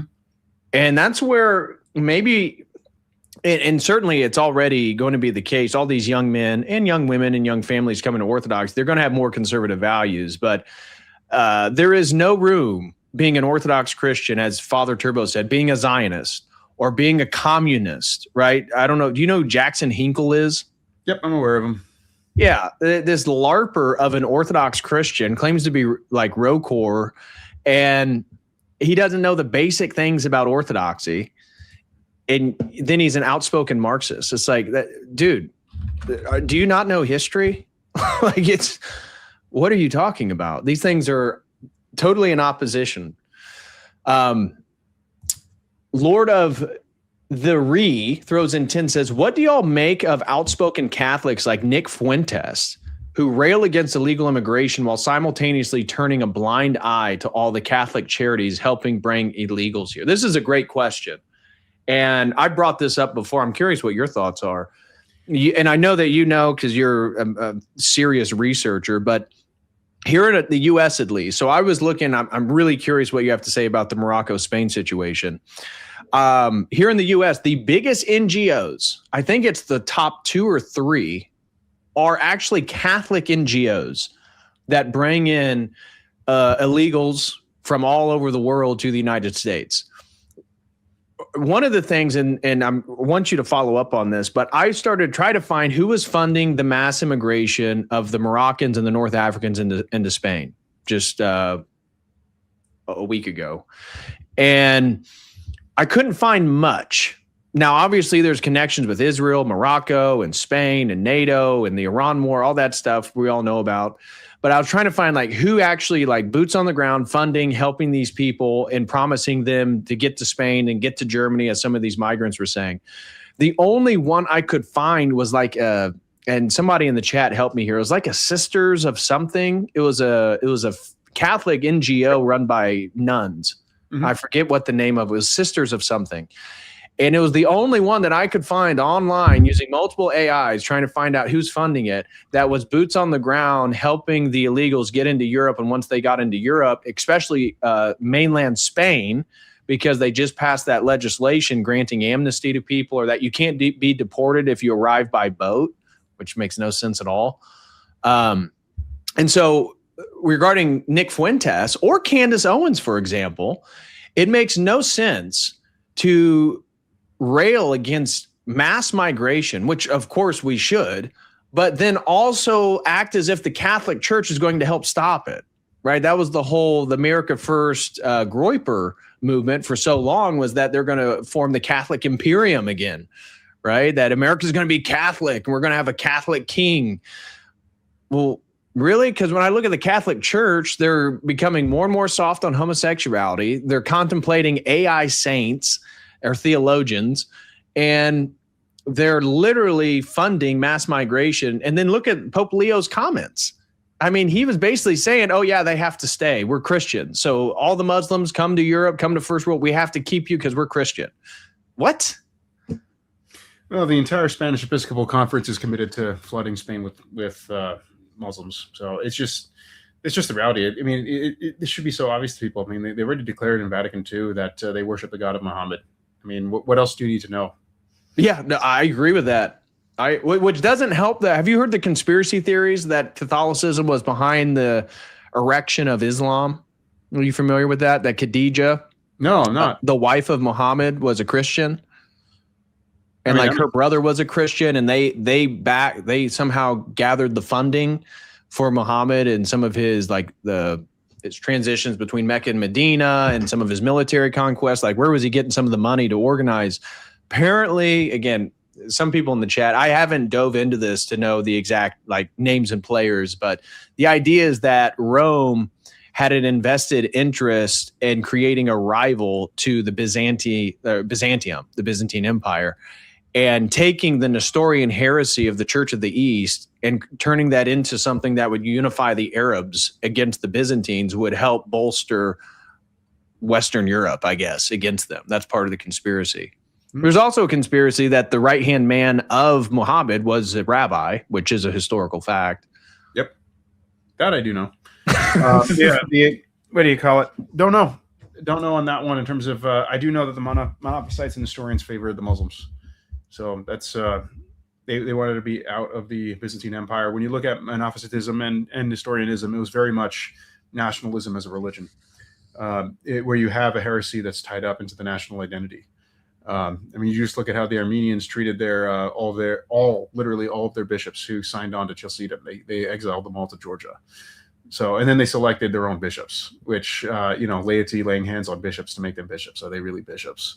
I know for Roosh, that was his thing where he was talking with his priests, and his priests admitted that, not a single Armenian cleric has apostolic. They don't have orders at all. Right. They were literally elected by lay people who didn't want the faith and wanted to have a faith that was unique to Armenia and just Armenian. Right. It was the elevation of the race as the religion.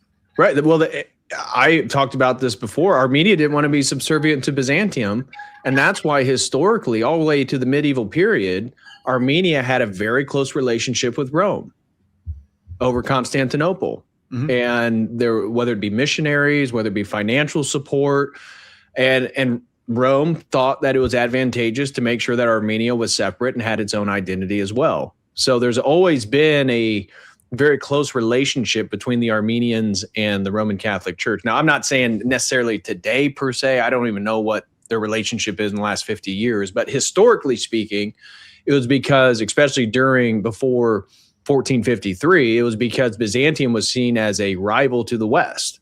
And so creating other power players that could be manipulated or influenced in one way or another was advantageous to the West. Mm-hmm. So in regards to the question here, I mean, it's so crazy for Catholics to think that their church is going to stop the flooding of their own nations when it's literally part of the mission of the church right now. Mm-hmm. And as part of the magisterium, it's literally they want to bring in people who worship their God, right? Which is a perennial. I mean, it's Lucifer. It's a perennial god. It's a god of multiple faiths.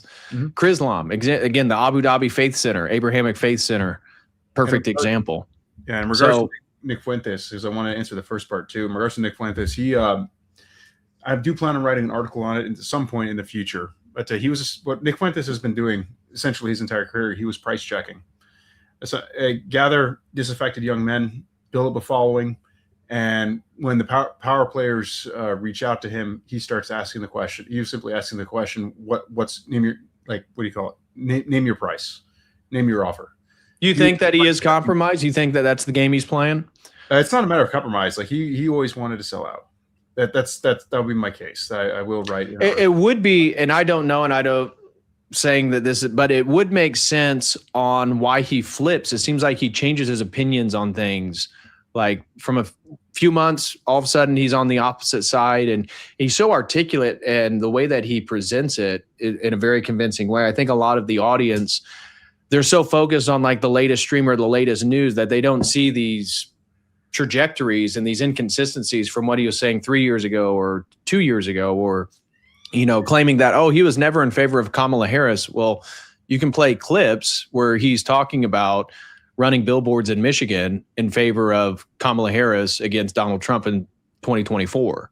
So, and again, I think Fuentes has a lot of interesting ideas, a lot of things I agree with. A lot of it's just common sense, but he also flips on things and will, talk about, remember the whole Gavin Newsom thing? That was like, a year and a half ago, with him and Clavicular gassing up Gavin Newsom as mogging J.D. Vance and mogging all the GOP candidates, and why we might as well just vote for Gavin Newsom because he's got a blonde wife and all his kids are good looking and blonde with blue eyes. Like, that's what we need for America. Really, dude? Because you seem so principled on these other political, ideological stances, and now you can just throw that out the window for blonde hair and blue eyes? That doesn't make sense. Mm-hmm. Yeah, well, the thing with Gavin Newsom is, if you get Newsom in power, he wants to rule over people who are not like him. So right. You're choosing replacement at that point. That's the power he beholds. And to go back to what was the name of that commie you mentioned, Jack Hinson, or who? I'm sorry. The guy, the communist you mentioned, who was LARPing as Orthodox. Oh, Jackson Hinkle. Jackson Hinkle, that's his name. I'm thinking of Jack Hinson, the sniper. Never mind. Names. Jack Hinson was a really cool guy. But yeah, no, the only thing I knew about Jackson Hinkle was that he didn't do leg day. He never does leg day. Oh, he doesn't? I've never seen a full body of Jackson Hinkle. Yeah. So it's now apparently, that's the only reason I know him is because he apparently something went viral and it was his argument against leg day.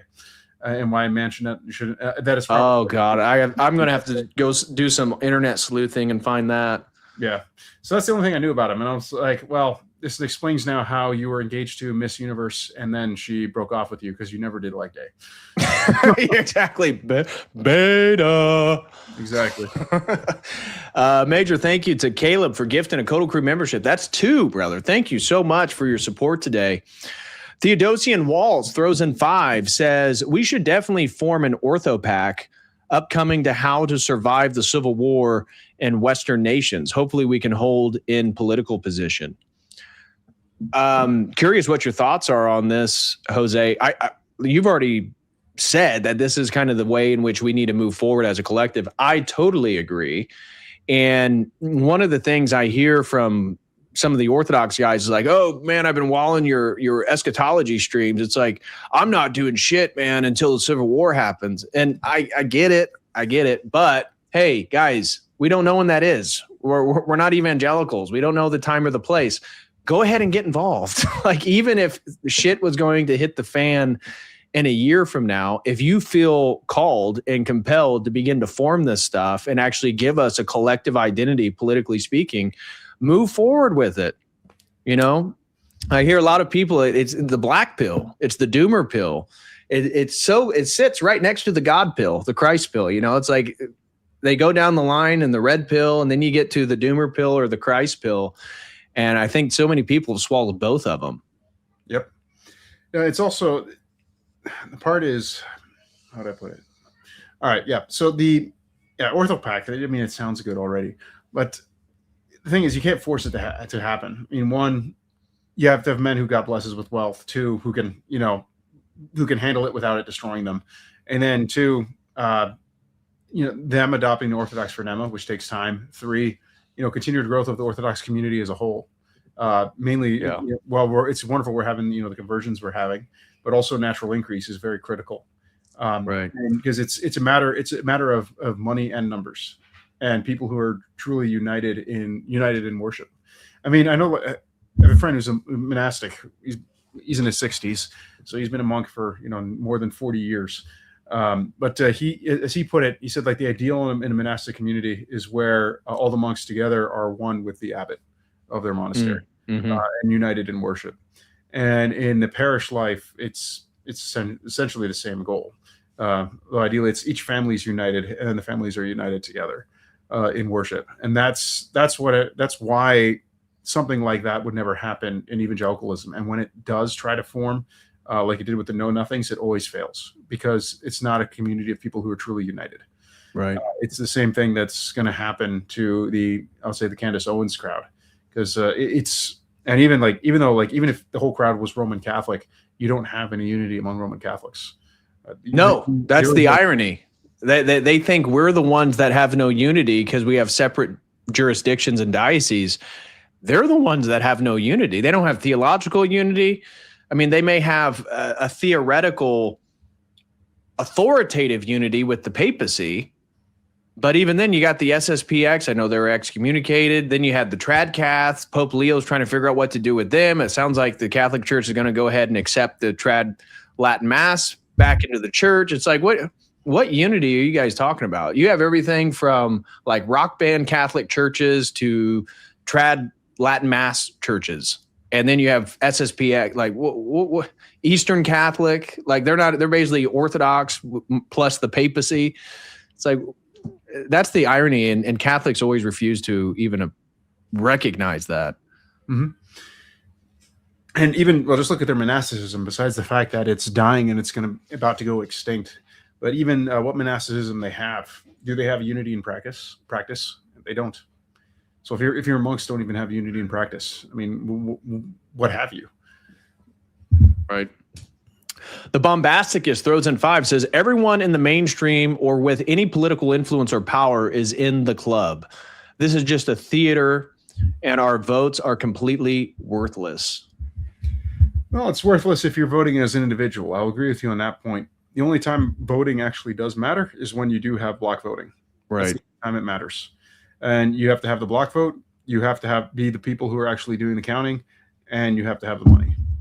That's just the nature of Republican And politics. in addition to that, local population, right? So how do the Muslims get a foot bath in the Dallas International Airport? Because they have so many damn Muslims there. Yep. that put political pressure on them to do so. So that's another thing that we face as Orthodox Christians is we're so separated and so spread out across the United States that, you know, here in Indianapolis, we have one of the higher number of churches for cities. I think we have 13 or something. Maybe it's not that much. Maybe it's 10 or 12. But anyways, we're not a huge state. We don't have massive amounts of Orthodox. We do have multiple churches in the city area. But let's say every single Orthodox Christian got together in Indianapolis and voted. Our numbers aren't that big to even make a massive impact. And so I think to your point, this is what we need to be focusing on is moving forward is collective group numbers, local communities, building those up. And also to your point, when we're getting all these mass influx of converts, I'm very leery, at least for my own journey into Orthodoxy. This is my 7th year as Orthodox, that a lot of these young guys that, and it's kind of a motif, it's kind of a joke with an Orthodox, you know, the chrism's still wet and they want to do a but there is something to the idea that people just join the church and all of a sudden they want to be the face or the representative or the political representative. It's like we need people a little bit more rooted in the faith to take on these important positions for our community collectively. Well, that's the thing. You have to build a strong. That's why, like, if you build a strong parish, people will want to live near it. The only obstacle right now for where I am with Texas is the issue of how inflated housing prices and everything else have gotten. Right. So it's like, American cities are so hostile to family formation and having kids. Yeah, and it's that's the other part too. Like, if you're going to move to somewhere, make sure you're moving to a place where there is a potential for future. Like, the irony is. It's funny. I live in the middle of nowhere, Texas, but the thing is that this actually used to be the 3rd largest city in Texas back during the Civil War. Wow. It was an industrial hub. It was a major stop on the Santa Fe Railroad. It was more industrialized than Austin. I did not realize that. Yeah. So, and it's crazy because I actually did a year ago. I did a year and a half ago. I walked the entire sewer system, and the what's it called? What were you doing? You were hunting for Ashkenazis? What were you doing down there? No, I was exploring. I was studying infrastructure. I was studying the infrastructure of the sewer system and the storm drain system. Okay. And what's amazing is the stuff that was built in the 1860s, 70s, 80s, 90s. It's all still in great shape today. You got stuff that was built 160 years ago, and it's in great shape. And then you can see where stuff fell apart. Stuff that was built in the 50s, 60s, 70s, and it's just falling to pieces. So it's interesting because of the fact that this was a place that was built for a much, much larger population, there's actually fantastic bones in the fundamental infrastructure of the city. And this is a place that could reindustrialize very rapidly because of the fact that you have such solid infrastructure that was already built 160 years ago and built the right way, not with concrete that just completely fails after 50 years. Right. So that's the thing. And I've been actually mapping out, like, what are the portions of the city that, or country town that has where that infrastructure is, and then the portions which were built out after with the lower grade, lower quality stuff. Just just for my own mapping out of, like, well, what is the potential of, because essentially I chose this location for a reason. There is a historical connection that I have to this place, but also it's a place where I can provide the kind of life that my wife wants, where my kids can grow up in, and down the line, it is a place where the potential for, especially if America does reindustrialize, like, this place will boom again. So I have a question for you regarding the Bombasticus right here. This is something that I can't prove, but I've speculated. So just knowing how YouTube works and how they can flip a switch on your YouTube channel on engagement and stuff like that. A lot of people have been speculating about Candace Owens and the massive amount of engagement that she gets. Now, she's calling out the Frankists and Freud and the Zionists and Brigitte Macron. And from my understanding, just side note, I think she lost the thing with Brigitte Macron or something, or the court identified her to be legitimately female. So I'm not aware. I need to look that up and double check. But anyway, she does all this stuff, and her engagement online, on an average stream, she's getting like 100. I've seen 170,000 live viewers on YouTube. That was the kind of the most live viewership I've ever seen on YouTube. And I immediately think, I've done streams talking about Jews. I did streams talking about the Iran war, and YouTube shut it down. And I'm thinking, well, geez, why is YouTube so hard on my channel? And Candace Owens is talking about stuff that's more, fringe or out of line, and she has 153,000 people watching her right now. Mm-hmm. And this criticism, it can also be leveled at Tucker, which I don't have any qualms with Tucker. I know, just like when Jay was on, I know one of his producers. I know that he's Orthodox. From my understanding, Tucker's genuinely curious about orthodoxy. I think the saints and the icons are kind of holding him back right now. But I know people have the CIA criticisms as dad with Tucker, but Tucker also is now, it could just be that their names are so big and then they're talking about these hot topics. But it's led a lot of people to criticize Tucker and Candace as maybe being false opposition by the system. And it goes with Bombastus' question that everyone's in the club. I don't know. So here's the thing. So false what do you think? Is real, but there's another layer that most people don't understand. So like if you go look at Dewey or Rockefeller, both of them actually, they have this idea that the best way to control people's minds is to, essentially control what they're introduced in terms of what they should be thinking.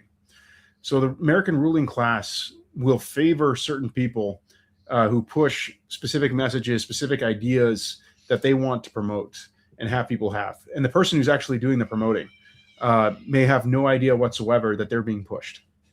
So like Asmongold would be an example of someone who would be that. Candace Owens. Do you think he is? Oh yeah. No, his audience is not wholly organic. So it's but also the thing is he genuinely believes what he says. He's not taking anybody's money. He doesn't know that he's being pushed. Like that's just how the system works. So in the case of if you're asking, like if you're comparing this channel versus Candace's views are something that their powers that be want to have in the mainstream, but you're pushing stuff that is not desired at this time, or no one desires at this time. And this is a great irony. If you do have an orthopac that forms, then said orthopac could actually push orthodox orthodox content. Right. Priest-based content like Father John Wyford, Father Moses, Father Turbo, etc. Well, that's kind of what Logo Cinema is trying to do on their own platform. But I get your point. I think that's one of the biggest hindrances to us as Orthodox Christians. We look at these other ethnic groups, and you've already reiterated this multiple times in this stream. We are not a collective entity in America. Even our church right now with the jurisdiction problem in America, right, is part of it. Father Josiah Trenum spoke on this multiple times, and we believe that after the Great War that all this stuff will be resolved and figured out. But we don't have a true collective identity right now. And part of what I've heard from clergy, I will not share who I've spoken to, but there appeared to be a push to reconcile the jurisdiction issue and make all of them essentially conform to GoArch, making El Pitaforos essentially the de facto leader of American Orthodox Christianity, which is the last thing that I would want. Yeah. And that's being pushed by the U.S. government. Like they own Epilophoros like fully. Absolutely. And also there's another element too, because I have interacted with people who actually knew him before he was even a metropolitan or a bishop. And he he's apparently not bright, like genuinely slow. So there is an element of he may not know what he's doing, but he is definitely a useful tool at an absolute minimum. But yeah, that is a goal of the United States, and I do suspect they're gonna the U.S. government. they're the ones who are behind the Ukraine schism and several other schisms, and they funded other schismatic groups. Like there's a schismatic Belarusian church that's wholly funded by the U.S. government. So, the U.S. has been trying to schism things off of, and they explicitly so. Part of their doctrinal warfare program is to favor schismatics and heretics. So, and it's explicitly stated as a policy goal. The last thing they want is truth, and the last thing they want is truth operating. So, like if you have a small group of people, worshiping the true God in a true manner, in a true liturgy, they'll tolerate that to an extent, but they don't want that to become a force. And so that's why, as we do grow, there's going to be quite a lot of push in the power establishment to stop that any way they can. And one way is essentially trying to force a false union or false jurisdictional resolution in the United States to force everyone under appeal to foros. And then those who refuse to do so, because of the fact that he co-celebrates with schismatics and heretics, and among other things, they will then the United States will then condemn the canonical parishes as these schismatics who must be persecuted. Right. So that's something to be aware. That's something that is part of the doctrinal warfare playbook of the United States government. Yep. Tribulation Saints. Shout out to Tribulation. He had a great video recently on Noahide laws. So shout out to my brother. He's got a good YouTube channel. Go check his YouTube channel out.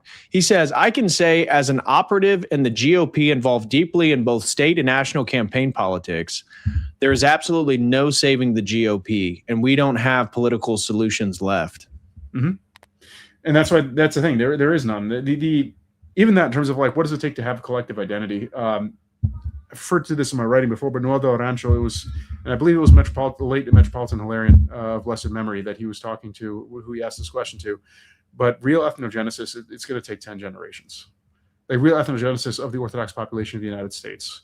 Now, it doesn't mean like, obviously 6 generations down the line, assuming our descendants all, we pursue we assuming we fly so that our descendants our children will run, and our grandchildren walk, to paraphrase one of the saints. If we do that, then our great grandchildren will be far more united and probably able to function as a bloc compared to how we are today. But it's something that takes generations.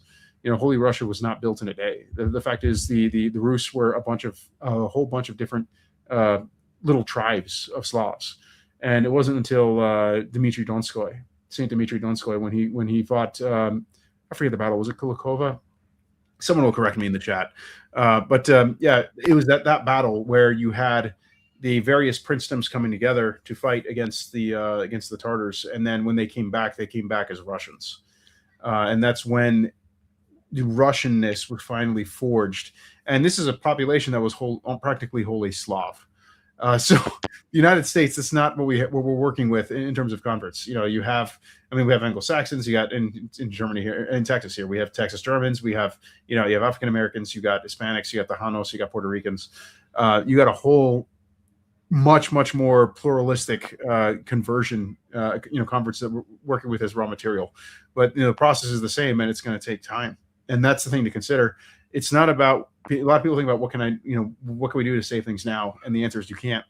But what you can do is you can lay down the seeds so that your children, grandchildren, great-grandchildren, great-great-grandchildren can have an opportunity to live a life, live the Orthodox life that will then lay down the groundwork for their great-great-grandchildren to actually build something, in this fallen world that we're in. Family 630 throws in 5, says taking over the Republican Party seems like you need local voting for candidates as voting committeemen. Easy for anyone to register and become one. So I know people who try to do that back when the alt-right was a thing. And a bunch of alt-right guys who did that. And I'll just say that in the long run, they all failed. So the fact is, when you try to bust your way into taking over local committees, things do not go as you think. There's a lot of entrenched interests that will fight back, and things can get very bloody. The Bombasticus throws in another 5. Shout out to you, brother. He says, one of the very few truthful things in the Quran is that it tells you who created Islam. It was the devil. Yeah, that's true. With the assistance of the chosen. Yeah, Are you referring to the verse that talks about how only or essentially equates lying to the devil and then says that Allah is the greatest liar of them all? I think that's what he's referring to. Yeah, no question about it. Thanks for the support, Bombasticus. God bless you, bro. Noetic Samurai throws in 5, says, have you read The Benedict Option by Rod Dreher? I am very familiar with it. I read an article he wrote about it. I have not read the full book. He's Orthodox and promotes the idea of us moving into the same neighborhoods where we control on local level. Okay. Yeah. We've talked about this in the Logos Academy multiple times. And anybody who hasn't joined, do join. If you're looking for a good community of men that are serious about their lives, about what they're doing for their families, getting their shit together, join us over at the Logos Academy. But we've been talking specifically about this idea. One of the ideas we came up with was we're looking at states in general. Now, we're not moving forward with this, but we're spitballing one night. And we looked at like the state of Mississippi. The state of Mississippi has these old towns that still have sewage and infrastructure and store shops. A lot of them are abandoned. These cities used to have thousands and thousands of people, and now they're at like 1,000 or less, maybe just hundreds of people left in the city. Imagine 100 Orthodox families moving to one place. Mississippi, we chose Mississippi. We're just running the experiment. Mississippi is cheap compared to other states in the union. Prices on housing was much cheaper. Utilities were cheaper. You are dealing with a state that's 60% African-American. But in the soil is not fantastic, very humid. But imagine everyone moves to the same town, 100 families. You're going to be able to elect your own mayor. You're going to be able, people say you want to, somebody wants to set up a hardware store. That's their passion. Well, now you can set up your hardware store right down Main Street. Everyone's Orthodox. And then we create like a local economy. And we've talked about this in Montana. Imagine, theoretically, there was anywhere between like 7 to 12 hubs, maybe more than that, but just let's say 5 to 10 hubs across the United States that were literally just small little towns that are almost entirely Orthodox, and everyone's moved there. Now that's kind of the Benedict option, but we're really putting our money where our mouth is and getting in a place where we can elect our local representatives. We can build insular communities. I mean, this is what the Indians did here in Indianapolis. There's literally entire neighborhoods that they've taken over in a decade. When I say entire neighborhood, I'm talking about hundreds of homes in a neighborhood, like a cookie cutter neighborhood. They buy one, they buy the next one. Pretty soon they have the whole block. And pretty soon the entire neighborhood is a shared community. We could do that theoretically. The problem is planning. The problem is numbers. I'd be curious to know how many Indians are in the United States compared to Orthodox Christians. I bet it's comparable. I would agree with that comparison. It's the thing to count. Americans are very very individualistic. And so I think that's the other thing too. So that's why, I mean, my spiritual father can tell people horror stories of people who tried to have intentional Orthodox communities where they bought land and built houses, etc., and things went south very, very fast. I'll give an example because I have seen how does intact collective identity work.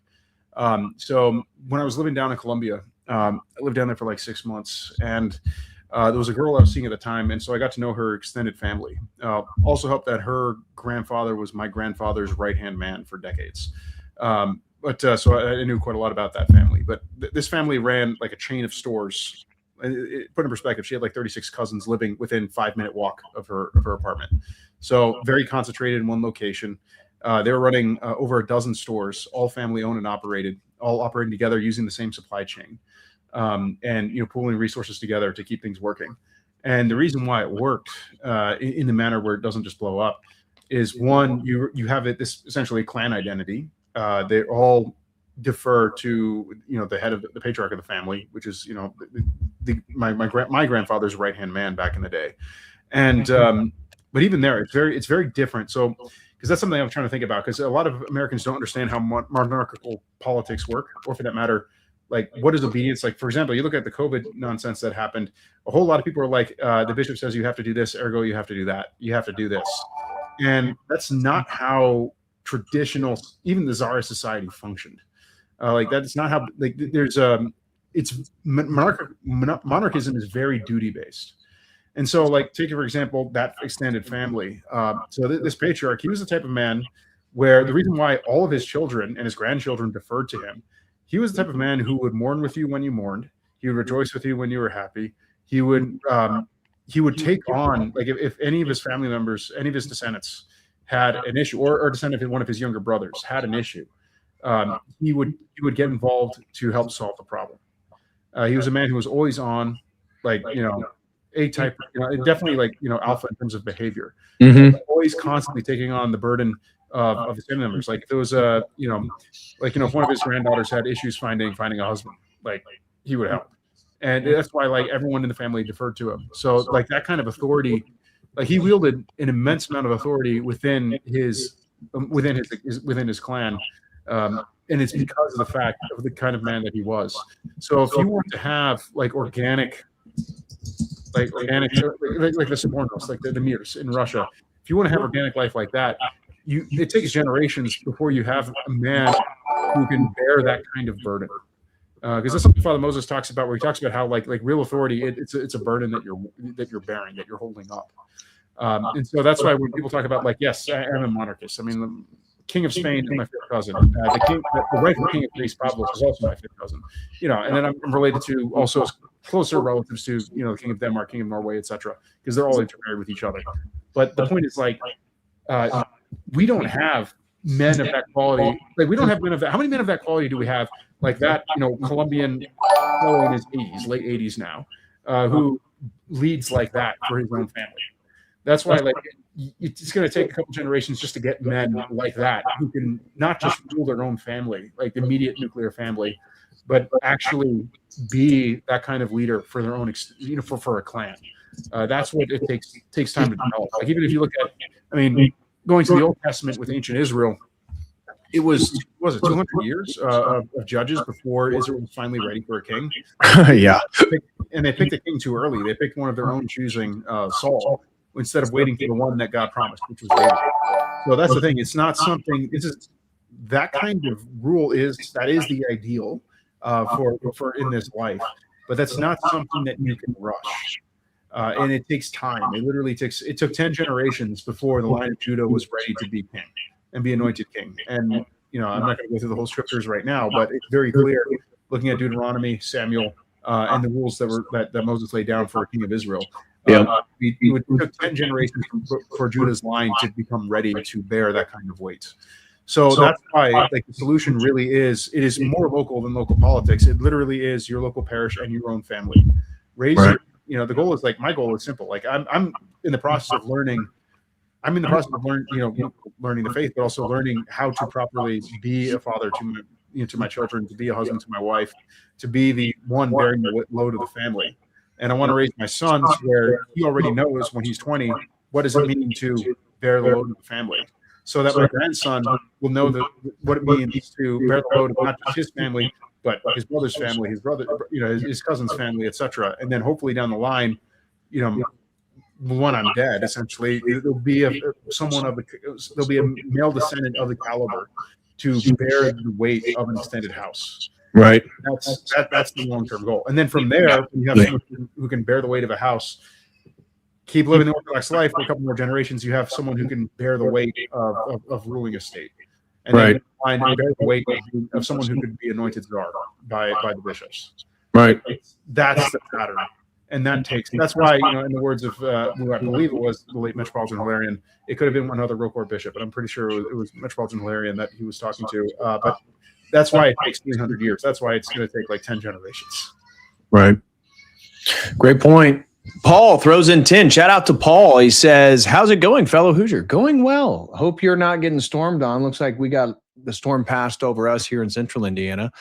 I'm not so good financially, but I'm getting a pew machine and more in the near future. Richmond isn't so safe. No, Richmond, Indiana.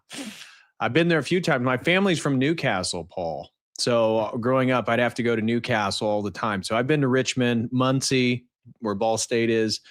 Richmond isn't so safe. No, it's not. And Indiana is an amazing place for the Second Amendment. It is. It's a constitutional carry state. So you don't even need a license. Well, congratulations on your new Pew machine, Paul. I'm curious of what you ended up picking up. But thank you so much, brother, for the support. And shout out to you, fellow Hoosier. Us Hoosiers need to stick together.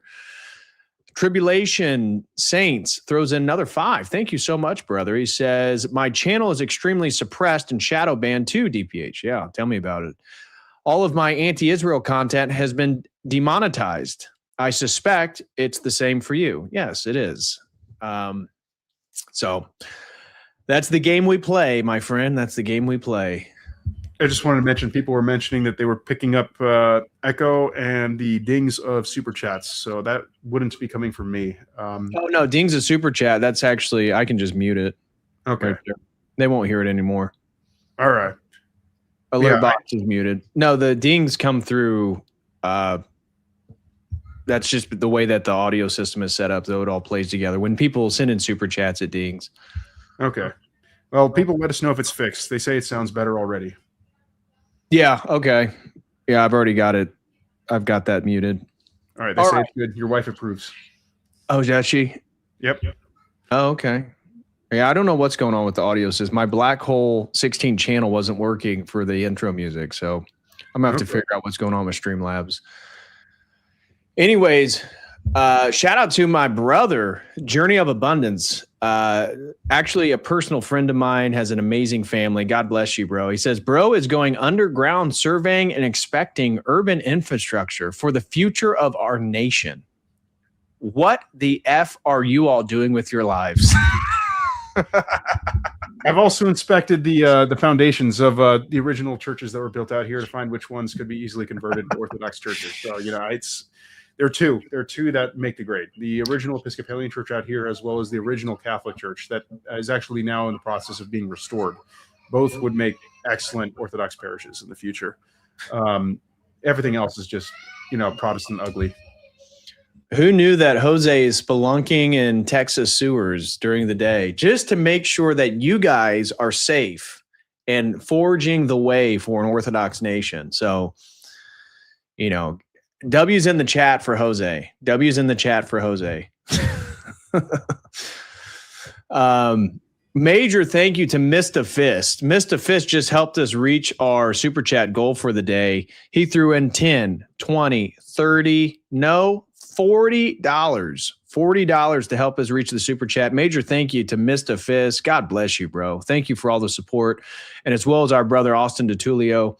DeTuliosaurus throws in 5. And Mr. Fist said, not one goal met. Well, you met my goal. So thank you very much, Mr. Fist. Do appreciate it.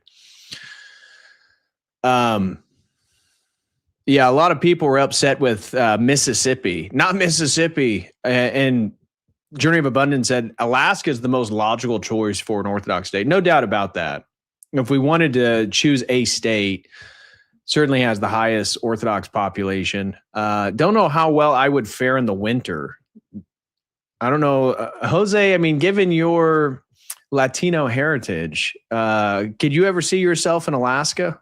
I'm a Hispanic Highlander, so I'm fine with winter. It's my wife who's the problem because she's an Islander. And so for her, it's the Caribbean that's her home. So the woman's always the problem, right? Yep. And other people were saying choose at least Nashville. Why? Well, we ran the experiment in Mississippi because they had like ghost towns, and we were just running the experiment, looking at real estate and stuff like that. Obviously, Mississippi is not the most ideal state in the union, or it wouldn't be so cheap to move there. But that's what we were looking at. So, yeah, no, I'm not saying I'm trying to get to Mississippi anytime soon. Someone said North Dakota, Oklahoma, Arkansas. Yeah, Arkansas is actually the next cheapest state after Mississippi. You will be amazed at how utterly corrupt local Arkansas politics is. Like it's another level. It is such another level. Anyway. The one thing I'm thinking about is people are thinking way too general. Look at a county. Like, just pick a county. It's ironic. I did run. It was with a couple other Orthodox buddies. There was a buddy who up in Wisconsin. He put together essentially a way of evaluating if a town is ripe for being colonized, for an Orthodox community to colonize it naturally. The idea being, instead of people that have tried doing the pool money together and then they run into huge trouble. One of the big problems is so for example, that extended family I talked about, if they had an issue, they would never take it to a court. They take it to grandpa or great grandpa, and he would hear both sides, hear the cases. He would make a ruling, and that would be the family ruling, and you'd have to go with it. Mm-hmm. And people would actually, because I've seen that happen, like actually happen, and the party who felt like he made the wrong decision submitted to his decision anyway. And I remember talking to that specific person about it, and they mentioned like all the times that their grandfather like bailed them out of stuff, and they're like, so even though they felt they were in the right, still they submitted to the decision the grandfather made. In the case of the United States, and with Americans, when Americans do that, even if they're related, they start bringing lawyers. Americans are insanely litigious. In fact, in his writings, I got this writing in the book. At some point I got to get the actual quote, but like Xi Jinping explicitly wrote, and he said that one of his number one goals for Chinese society to function in modernity is for it to not be litigious like the Anglo-Saxon or the Jew. That's literally one of the Chinese state goals, like specified 100-year plans. And that's why if you look at China's per capita rate of lawyers, and there is an echo I'm hearing on your side a bit, so your mic is picking up something. But the what do you call it? It's super low compared to the United States, and that's also why, like for example, like in China, patent law, for example, it does not favor the patent holder the way it does in the United States. And the reason for that is because China does not want to deal with patent trolls. So you don't have patent trolls in China because it's not profitable. Because he's structuring the judicial system in China in a way so that it's not possible to become wealthy by being a lawyer. Which I don't know. Xi Jinping is a man who really amazes me. But well, I think AI is going to do that here. Yes, but it'll still be crazy litigious. You're still going to have lawsuits being filed all over the place. Yes. You won't have lawyers. You'll have AI doing it. But that's the right. dumb thing. I was actually speaking to my niece who wants to go to law school. She's in college right now, and obviously you encourage young people whatever they choose. And I was trying to be gentle and mention, well, that with AI, law positions are going to become much more difficult. And the partners, there's going to be a handful of humans that are the law partners. They actually run the law office. Everything else is going to be handled by AI. Mm-hmm. And so it is what it is. But I encourage her to pursue her goals and ambitions. But I personally think actually a lawyer is one of the positions that AI is going to extremely hamper. Mm-hmm. I personally think a semi truck driver, I know Tesla semi, I think being a semi truck driver has more opportunity in the next 10 years than a lawyer. A lot of the legal stuff is going to be automized. I would counsel any young lady who is considering law school, one, you really should focus on finding a man. But even with that too, just know, like, I know girls who racked up more than $100,000 in student loans, and literally multiple men they were interested in all turned them down because of that. So if you're taking on any kind of crippling debt like that, yeah, like literally it will drastically restrict your marriage options. Because the fact is, your average young man looking to start a family doesn't want to have a mortgage that cannot be declared, cannot be removed with bankruptcy. You're essentially condemning your future family to poverty if you manage to lock down a man. That's the thing to consider. Its student loans are absolutely murderous. Right. Yeah, I have tons of student loans. We've talked about it privately, but that was one of the factors in my wife. She had no student loans. She had no debt. Mm-hmm. It was a huge benefit for us. Now, obviously, I'm not saying you should eliminate potential spouses based on debt holding. Things are more complicated than that. God's providence is more nuanced than that, but it certainly should be something you factor in, because that is a lifelong decision. Mm-hmm. Now, whether you do the, income-based repayment system and you do the 20 years of slavery so that eventually they'll lift the debt from you, that's probably going to be my route, unless I become just amazingly successful and filthy rich. then I can I can get out of my servitude. But it is something you're going to have to factor. And I was going to mention that I was going to do a stream talking to young Orthodox men on really pragmatic, straightforward tips on how to find a wife. I was thinking about doing a stream on that specifically, because obviously it's out of your control and there's no single thing you can do to go find a wife. But there's things that you can do to prepare yourself and put yourself in the best position possible that God can present you the right person, and then you can move forward with it. So if you guys are interested, I may do a stream on that in the next week. So what are your thoughts on where the GOP is going to be moving in the future? Like, what do you think is going to happen in the 2028 election? I think it's going to come down to conflict between the pro-Israeli faction and the charismatic America First faction, and it's going to get bloody. That's my impression. The thing is, the Democrats are even in a worse spot than the GOP in the sense that there's no unity there. And as much about the socialist part, you have the rise of the young socialists, and that's because that's part of their divide. So the fact is that the boomer elites who own the party, they're very much invested in the financial system of the United States. So they're never going to do, like, even though some will say it, they will never ever do debt forgiveness for student loans, even though that's like the baseline, the most simplest thing one could do. Let alone forgiveness for first mortgages, or for your first home mortgage, which would crash housing prices through the floor. That's simply not going to happen because their pensions, their retirements, everything are invested in it, and they're not going to give it up. It's the love of money. So The fact is, both parties, you have this general American phenomena of elderly class who are cannibalizing their children and grandchildren, at least the ones who didn't abort them. Because when you look at the white boomer women, for example, aborted like a third of their children. So of the 2/3 that they didn't abort, their future is essentially the future of them and their children is being. Did you see though the recent demographic birth statistics in the United States? Mm-hmm. That by the year 2028, I don't know, call it the white demographic in America is going to have the highest birth rate. Mm-hmm. Yeah, it's still dying, but yes. Yes, it's below replacement still. Mm-hmm. But in comparison, it is a bright spot because it's gone up over the last 10 years. Mm-hmm. The only thing I care about is what is the Orthodox birth rate in my area. As long as as long as my parish is crying like crazy, that's what matters. It's I'll be frank, that's the thing. Like the proper attitude, the proper strategy in any republic. If you live in a republic, the proper strategy is you only care about your own, and that's it.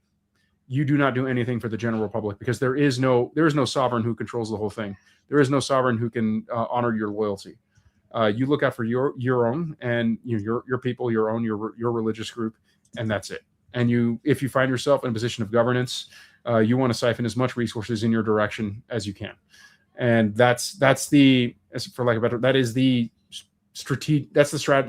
game winning strategy for when you're in a republic. If you're in an autocracy, then things are different. It's very different because someone actually owns the state, which is a very different ballgame than a state where power is wholly rented. And essentially, for every single place where power is rented, power ends up devolving to whoever the chief usurers are and whoever owns the biggest balance sheet. So, yeah. And the thing is, as an Orthodox Christian, we're not supposed to be doing usury. So that's not a game that you're going to win. What would you say to someone who's in the financial system? Honestly, I'd recommend trying to get out, get as far away as you can.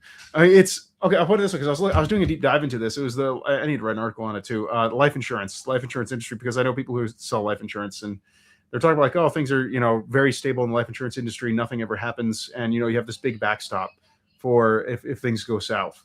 Like a 10 trillion or whatever. And so I do a deep dive into the money backing life insurance.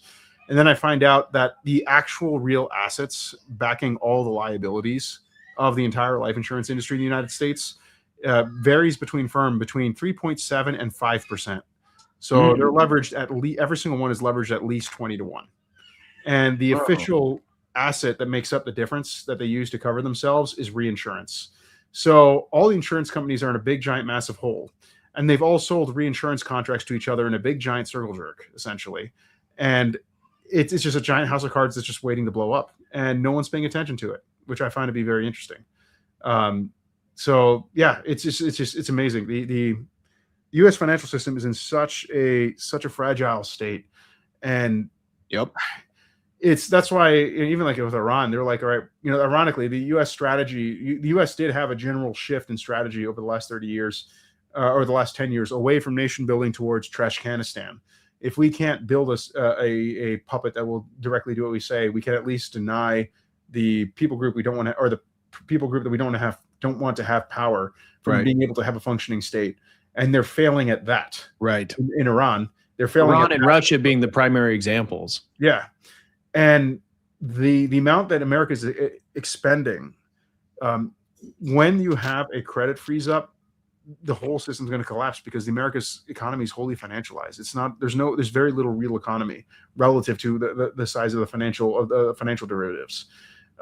That's why I look at them like, okay, so for example, because theoretically on paper, it's like, yeah, the American economy is like, 10 times larger than Russia's. So ergo, America should outproduce Russia 10 times. And in industrial attritional warfare, the one with a larger economy wins. If your economy truly is 10 times more powerful, then you can produce 10 times as many shells, 10 times as many bullets, 10 times as many tanks, 10 times as many drones.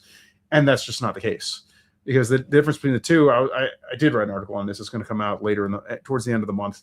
But you look at it, there's a desperate need to have a way of measuring real economic output of a nation, right? Because when you start looking at real metrics, like real physical stuff, all of a sudden Russia starts beating America on a per capita basis, and even on a national level. They're definitely beating us in regards to industry. Their industrial base is way stronger than ours. Yeah, it's absurd. It's patently. It is. They have a wartime economy already set up right now. Yeah, the thing is, their wartime economy is not even up yet. They're only partially mobilized their economy. It's when they set up a wartime economy, that's going to be scary. I mean, but their missile production. I mean, I was just reading an article. This was like 2 weeks ago. I was just looking at how much of the military capacity in their production right now through their industrial base. I mean, they're making in a month what it takes us like 6 months to make. Yep. If they do full mobilization, like total mobilization, that number that they're making will triple, because they have the bandwidth on existing infrastructure that they've already. Well, and they have the energy too. Yeah, they got the energy for it. They have the trained workforce for it. They have the infrastructure already built out and the lines built out. All they're doing is adding shifts, and they will triple production. Yep.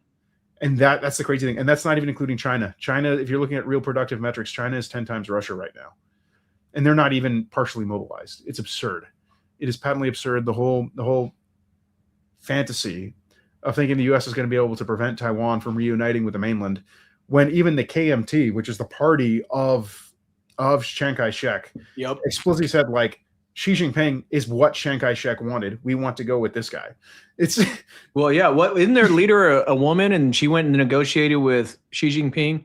Yes. And Chiang Kai-shek's, it's his grandson or great-grandson. They made him mayor of Taipei, and he's being set up to reunite Taiwan with the mainland. There's nothing the U.S. can do to stop it. The U.S. That's the other part too. So you look at Russia, you look at China, you look at Iran. All of them set up during peacetime, because the U.S. is not really ever at peace. But they intentionally set up redundant and excessive military production. So that way it would be there for them to produce when conflict happens. The United States, on comparison, because its military industrial complex is set up around maximizing profit. And it's not even for the sake of maximizing profit. The reason they have to maximize profit is so that they can service as much loans as possible, so that the banking class makes as much money on the interest. So that's the real drive of why the U.S. military industrial complex is so imbecilic. Yeah. So alone that we depend on minerals and parts that are only made in China. Yeah. I mean, think about it. The U.S. military operating in what it believes to be a unipolar reality, exported the production of essential minerals for their ballistic capabilities, for their military components to China, and then talks about going to war with China. It's like, what are we talking about here? Yep. So the thing is, when you're trying to maximize profit in order to service loans, you cannot have redundant infrastructure. You cannot maximize production. You have to maximize how much money you can extract per round. And that is a very different incentive in terms of what kind of infrastructure you end up getting for your military. And that's why the U.S. can't expand. Like even what expansion did happen when Ukraine SMO kicked off with Russia crossing the border into the Donbass. When that kicked off, the United States did manage to double its shell production, but that was because the first Trump administration, 2016, had already started laying down the groundwork to build out a couple more lines of shell production so that they could add more shifts. But the problem is that's the only thing they did. And so when they're trying to go from like 30, I forget the exact numbers. I have an article that I'm working on this that I'm going to write up probably this weekend. Go follow his Substack. Links in the video description. Yeah, so they will have the exact numbers there. But the company, they picked a company and gave them $130 million to expand U.S. shell production to 80,000 shells a month. And they totally failed. Not only did they get a single shell off the line, the Congress awarded them another billion-something dollars in contracts. So failure is rewarded because even though not a single shell was made, a whole lot of financial derivatives got made, and that's good. So that expands, it makes GDP go up. So that's this is the absurdity. This is where I say part of the problem with the American elite is you have they're for the ruling class themselves. Like they need people to actually do things, and the people they have directly underneath them doing things like strategy are MBAs, and MBAs only care about Excel sheets. And it's true. I remember even back in college, I was at Carnegie Mellon and I took a couple master's courses which had MBAs in them. I was sitting in one course and I was the only student there, and I was a junior. I was the only student there who understood the mathematics underneath what the professor was teaching. And it was crazy because that was the one master's course I took where I had none of the prereqs and I broke the curve. Like I got a 98 out of 100 without a curve. And he had to like remove me from as an outlier to curve right because the next highest grade would have been a D. Oh, you IQ mogging your fellow classmates? No, it's not even IQ mogging, but some of these people have very high IQs. Like I was a middling student at Carnegie Mellon. The only difference was I was the only one there who did hard engineering courses. So I'd done calculus, I'd done differential equations. Right. I'm not I got C's like in my engineering courses. I was far from the best engineer or mathematical mind there. Like I had roommates who were legit geniuses. There was this one buddy. This man could take 10,000 lines of code of an operating system, run it in his head, and diagnose the problem. Like that kind of brilliance was around me all the time. And it was very I met people in the PhD program. That's when people tell me, "Oh, dude, you're so smart." It's like, well, no, not really. I met people that spoke 8-9 languages and did like graduate stuff in mathematics just because they find it interesting and fun. Exactly. It's like, I'm not there. I'm not that sharp compared to people I've met. Yep. But the one thing, all those really, really brilliant men I knew, and even the brilliant women too, who were there, none of them were MBAs. And like having to dumb things down for MBAs who had no mathematical grounding. Right. So even though some of them had very high IQs, they just never studied the math. So if you have a high IQ, it's useless if you don't develop the knowledge in order to make it useful. I mean, I know like part of it is, you have the flame war between, Owen Benjamin and Jim Bob and Andrew Wilson. Like part of the thing with Owen Benjamin, which is something I've noticed as a recurring pattern, like so I set up an AI, my local machine, to essentially transcript all of his, 3-hour live streams and then strip it down for his core arguments and what he's talking about. And then, aligning it by topic. So that's a useful thing AI can do because, it's true. Transcription's great. Exactly. And even like, when Cleve makes a 3-hour or 4-hour stream, I'm not going to listen for 3 or 4 hours. I read at 450 words a minute. When you're listening, it's way slower. So I'm just going to have the AI listen to it for me. And then I have it transcripted and just taking out the necessary chunks that are, chunks of his words that matter, and then I'll read that. But the thing is, like, Owen is someone who has this problem. So, like, I've interacted with him in real life. He generally does have a very high IQ. The problem is, IQ is like, and I'll use Vox Day's analogy here. IQ is essentially the caliber of the gun you're working with. So if you have an IQ of 70, you have a 22. If you have an IQ of 145, you're a 4-bore. So it's it's just the caliber of the gun. That is meaningless if you don't have any ammunition to shoot it with. And that's where knowledge comes in. Knowledge is essentially ammunition that you can shoot. So there were people in that class who were genuinely like higher IQ than me, but even though they had a bigger caliber gun than me, but they had no ammunition.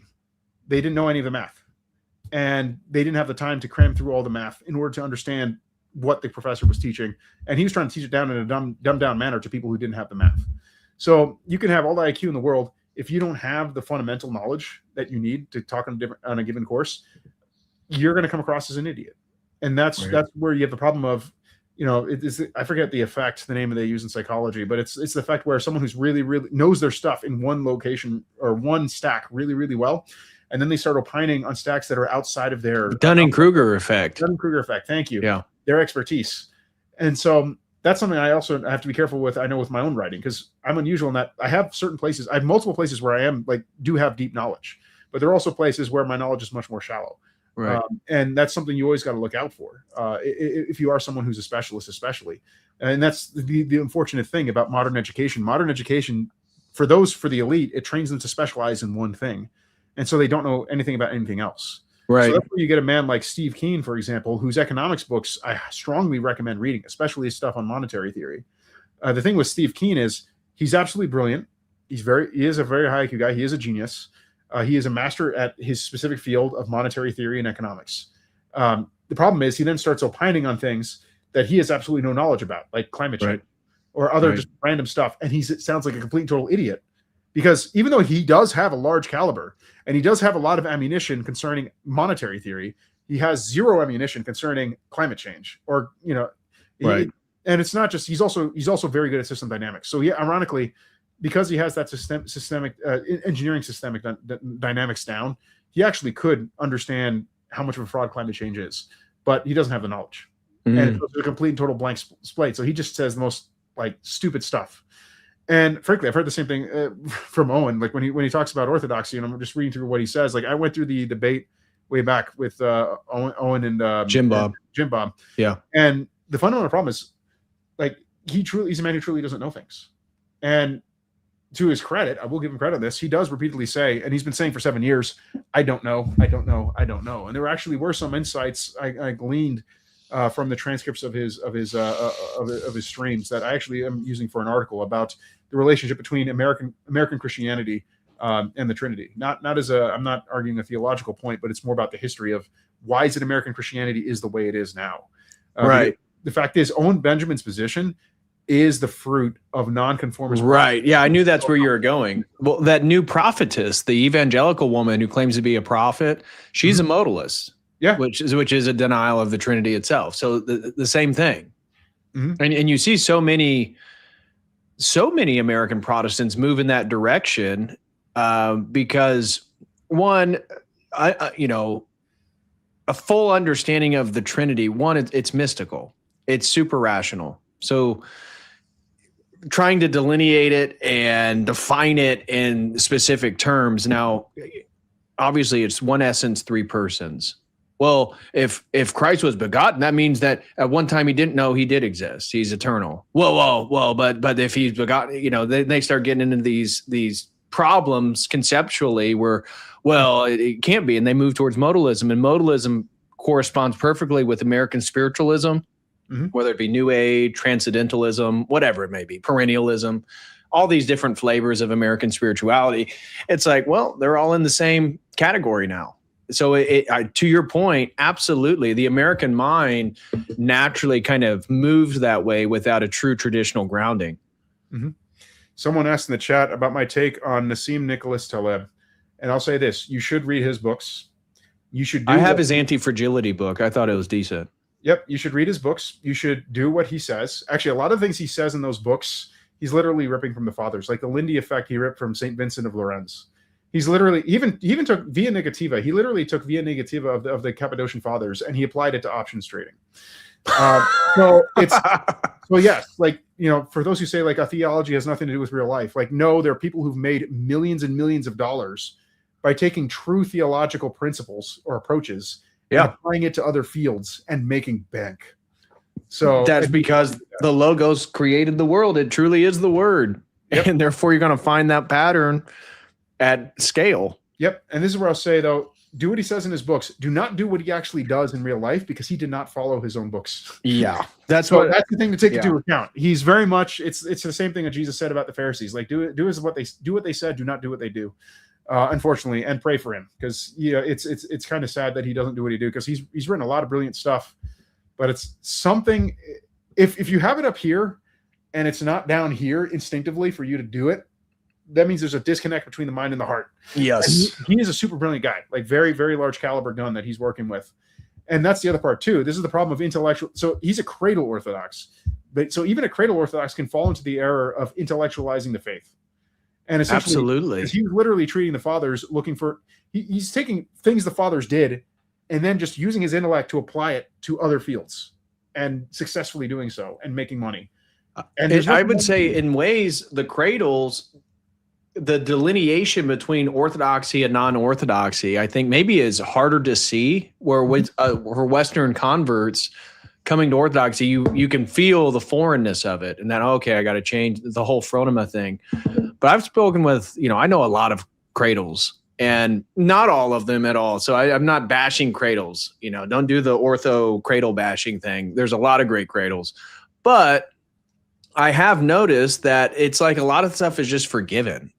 I mean, just given to them, like the theology, the tradition, but it's like applying it's like there's a movement for them to become more and more Western. The ones that I see that failed to delineate what orthodoxy is and the value of it and why we're flocking to it and what it seems like they're moving towards, which is in ways, not all, but in ways, what we're trying to leave. Yeah, I'd say it's a difference in terms of like, if you're one who's already rejected all the Western errors, like intentionally so, your temptation is not to run back to it. If you've never grown up with it and you grew up with the truth, then yeah, you're going to have the temptation of, but the West is all this flashy stuff. And that's the secret. It's all glamour. None of it's real. Right. So that's the, that's just the temptation. Like that's the temptation my kids are going to have because they're being raised in the church. They're going to get exposed to, like, even in the middle of nowhere I am, you have your Arian cults, you have your Pentecostal cults, you have your Jehovah's Witnesses, you have all these other really, out there groups. There's a reason why paganism, the term, got associated the way it did with wrong belief. Because in general, the reality is when you're out in the rural areas, really crazy cults and really, especially personality cults, can form quite easily. Yes. It's not hard at all. And I've seen it myself, like even in this town. So that's just the nature of rural life. Now, don't get me wrong. Like I read about how rural parish life in the Orthodox mirrors of the serfs of Tsarist Russia functioned, and it was just amazing. Like rural life can be absolutely wonderful. But I'd be a fool to be like, all right, let me grab a bunch of buddies and just buy some land, and we're just going to try to replicate an Orthodox mirror in America. We're going to go to northern Montana. Yeah, exactly. It's just not going to happen. But it can happen for, my grandson's grandson's grandson's grandson. Right. That's all it is. It's just, what do you call it? Think about it. So the way we think about sin. So sin, gradualism. Mark, exactly. So right now, our whole society is like pointing down. So I'm just trying to point it to where my son will be pointing this way. And then hopefully his son will be this way. And then his son, and then his son, and his son, and his son. And you get the picture. And then eventually, get there. And even then, that's the thing to take into account. Tsarist Russia had and the Byzantium, they had its highs and its lows. Yep. There were times where they were very spiritual. It was a whole lot of saints being produced, and there were times where very few saints were being produced, and bad times came very quickly. Right. Yeah. So and decadence was always a battle. Correct, and it always will be in this fallen world. Yep. So it can approach heaven on earth. Like at least compared to where we are in the West. I mean, I have to share this. So people are talking about book lists because I did write a thing about Putin's reading list that he has all the Solovics, the new ones, read. So I'm reviewing. There's a guy I found out who was reviewing Nikolai Karamzin's History of the Russian State. So unfortunately, when I bought this might actually not be from the guy doing the translation. So I'm trying to figure that out right now, communicating with the guy to make sure he's actually getting paid for his work. But he's a student over in Britain who's been actually doing the work. Karamzin's History of the Russian State is like a critical reading for anyone who has to be a diplomat, with Russia. And no one in the U.S. State Department's read it. And it's never been translated into English until this one fellow started working on it just a couple of years ago. Mm-hmm. And he's translated 8 of the volumes so far, and he's got 4 more to go. But if you want a Russian history, like from Russian perspective, Nikolai Karamzin is the guy to read. You get that. Yeah, and also, and I'll verify. I need to verify that it's actually the guy who's, because if it is his work and he's getting paid for it, then I'll make sure, I'll definitely be recommending it to everybody. But even Right. like if you're someone who wants to understand why does Russia behave the way it does geopolitically, that's a critical set of Russian history, because that set of that giant volume work of Karamzin essentially formed the minds of the Slovics, of the post-Soviet fall Slovics. Like they all read them. That is like their equivalent of what the Iliad was for Alexander the Great, essentially. That's what Interesting. That's what Karamzin is to, and that's the other thing too. I mean, because the Odyssey came out recently, like why is the Iliad so important and the Odyssey so important? That's something too. Like the thing is, the people in, like, yes, they're legends written down, or legends that were told orally and then written down. And there was actually part of a giant epic cycle. Epic cycle. Those, I forget, it was like 7 or 9 total epics, and Odyssey and the Iliad are just 2 of them. The others have been lost to time. Interestingly enough, Aristotle reviewed them all, and he said of all of the epic cycle, the only 2 that would stand the test of time were the Odyssey and the Iliad, because Homer was a genius and everyone else was moronic. The other writers who wrote the other ones. But Aristotle proved true. It was almost like the guy was a smart dude who knew what he was talking about. But the Iliad, the reason why Alexander the Great carried the Iliad, he was descended from one of Achilles' sons through his mother, through Alexander the Great's mother. So like all those names of the men, even all the names of those men in that Trojan War, their descendants lived on, and that's why. So so the books Odyssey and Iliad themselves are not mythology. So mythology is very misunderstood by the modern man. It is not fiction. Mythology is the story that tells us, why are we a people? Why are we here? Where are we going? What is it that unites us? And what are the rituals we do to that unite us, that bind us together? And remind us of the trajectory and the path of our journey. Exactly. And that's the fundamental problem with why ethnogenesis in the United States has not truly happened. What is that united mythos? We don't have one. Well, to your point, America is a marketplace. And so the collectivization of groups, they're all in competition with each other, right? There is no shared journey. The shared journey, the only shared journey is the shared journey of the Somali community or the Indian community.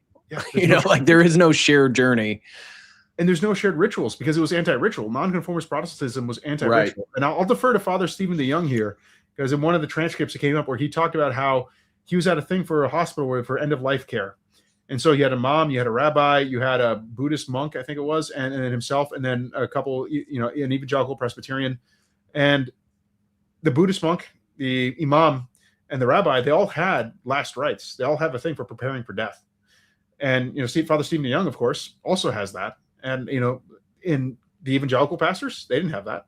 No. The Pentecostals don't have that. Charismatics don't have that. The Baptists don't have that. The fundamentalists don't have that. The cessationist fundamentalists, they don't have that. They don't have any common ritual for death. Like I think that's why the civil rituals of America are so important, and why the immigrants and some of the progressives and stuff that are against like the Pledge of Allegiance or standing for the national anthem, these minor things, because this is really the only rituals we have as Americans. And they're cheap. They're not costly. No, but even those people won't do, and it irritates. So then the conservative or the heritage American, sees that, and there's like this visceral reaction to it that, it makes people irrational when they see it, because they don't know why they hate it so much, but it has to do with this. It's indicative of the fact there is no shared journey. There's no shared nation here. Right. And this is the thing, like, compare okay, flag, Pledge of Allegiance, American as apple pie and baseball, you compare those, and you compare that to every single one of your ethnos literally having the same ritual formula for when they prepared to die and meet God and meet their maker. Like these are 2 very distinct categories in terms of costliness. And that's where it goes back to, like, going back to the book of Ruth, where Ruth, she adopts, she adopts the Israeli identity. And she was not the only one, like Caleb, the one who was the friend of Joshua, who was spared from the curse of having to die in the desert, in the wilderness. Caleb was not born a Hebrew. He was adopted. He was brought he converted to worship the God of Abraham, and he was adopted into the community. They both adopted the Hebrew rites that they practiced. And even going to like I go to my patron saint, Saint Joseph the Betrothed. So like his death is recorded. What happened at his death is recorded, and Jesus Christ himself literally gave him like his last rites. Like he literally gave his final confession, and because they did do confession of sin, he gave his final confession to his essentially his adopted son, and that's recorded. You know, it's that's the thing. Like when the last rites that we practice in Orthodoxy, like you know, this was done before. It's actually interesting enough. It parallels, like everything parallels with what Christ did with his own earthly father. And that was the last rites of what they did in the Second Temple, and going back to the tabernacle, like in terms of oral practice. So that's the thing. Like that's why I'm saying about like the only hope for ethnogenesis. People talk about like, all right, how do we have like a, you know, racial unity, as it were? Well, even to forge a race, you have to have that united mythos. You have to have that united ethos, like practice of how you actually do things in life. And you know, last rites, marriage rites, right. You know, funeral rites. These are all part of that. And that's why the Iliad was so important for Alexander the Great, because he was uniting all the Greeks again. The big significance of the Trojan War, why it's so important, is because it was the first time you had nearly all the cities, because the Greeks were just, the Hellenes were just a bunch of little, you know, essentially like what the Rus were in, you know, 900 AD. A bunch of little tribes, a bunch of little city-states, city kingdoms that had not functioned together as one nation. The Iliad, like that war, was the first time where you had almost all of them coming together under one guy, Agamemnon, and doing something together. Right. Same way that all the little princedoms came together under Saint Dimitri Donskoy and, you know, won that battle on the river. And that's, you know, against the Tartars. And this is what the process of a people group, of multiple little tribal groups uniting and becoming one nation. Right. And that's why the Iliad is so huge, because it is a reflection of the shared mythos that unites the Romaic people. And in the case of, you know, many of them were descended from individuals listed, you know, in that book. Right. And like when Alexander the Great, like he went to Achilles' tomb and venerated him. You know, that's the thing. Like these men, even like the wife of Hector, Andromache, they venerated her tomb for like over 1,000 years because she was loyal to her, you know, because of her virtues. Right. So it's, you know, and America doesn't have that. I mean, outside of, even in terms of veneration. Well, it's part of it is it being an Enlightenment project. The Enlightenment project, by definition, was anti-traditional, right? Yeah. And America, as the shining light on the hill, the promised land, was an endpoint of history. So what you're talking about is these traditional rituals, boundaries, barriers, reflections on the past and the future. America, as an Enlightenment project, was built to not have these because there was not going to be a need for them anymore. Yep. We've already reached utopia. It's now just an industrial engineering project. It's just building the utopia. We're already here. Exactly. And that's the other part too. Like I could see even with my kids, and it's because, you know, they see how everyone else does things, whether it be like when we go to the springs or when it comes to food. And, you know, my wife or myself are like, yeah, we don't do that. And that's part of this. We're like, yeah, other people do that, but we don't do that. You know, it's like, you're already drawing lines when you're teaching your children there. It's like, this is how we do things. But it gives them identity, which is going to help them not be a trans loon in the future when they don't know who they are, because there's nothing that they can pinpoint as something unique to themselves or their family. Mm-hmm. And that's the thing. And that's why, like, even mythology, as it were, mythology is not necessarily legend, because the Iliad and the Odyssey, they are legends, legends written down. There are real events. There's a real city called Troy. They were saying it was fake forever. And then this one guy's like, you know, I think the Iliad is actually correct. And he goes to where it says the city of Troy is, digs down on the ground. And what do you know? He finds it. And they even identify the layer which the battle of Troy happened, the 10-year war. So so like, you know, so in the case of Karamzin's work, this is like legit hard history. But it's also a part of the Russian mythology. That mythos is what keeps those people together. And that's why, like, when you're looking at ethnogenesis, again, this is not something that can be naturally forced. Like, what are the shared stories? And the closest thing to shared stories like that, it's not history, but Lord of the Rings is a closest thing to it. And the thing is, and for America, I would say it's the founding fathers. Yeah. Which is why during the Summer of Love in 2020, them tearing down Thomas Jefferson or George Washington or Robert E. Lee. Now, I personally like Robert E. Lee, but Jefferson was a deist and pulled out all he was a red letter Bible reader. All these criticisms we could have, but still, that's the only shared narrative. That's the only shared mythos we have. The destiny of America, it being the greatest country, the founding fathers.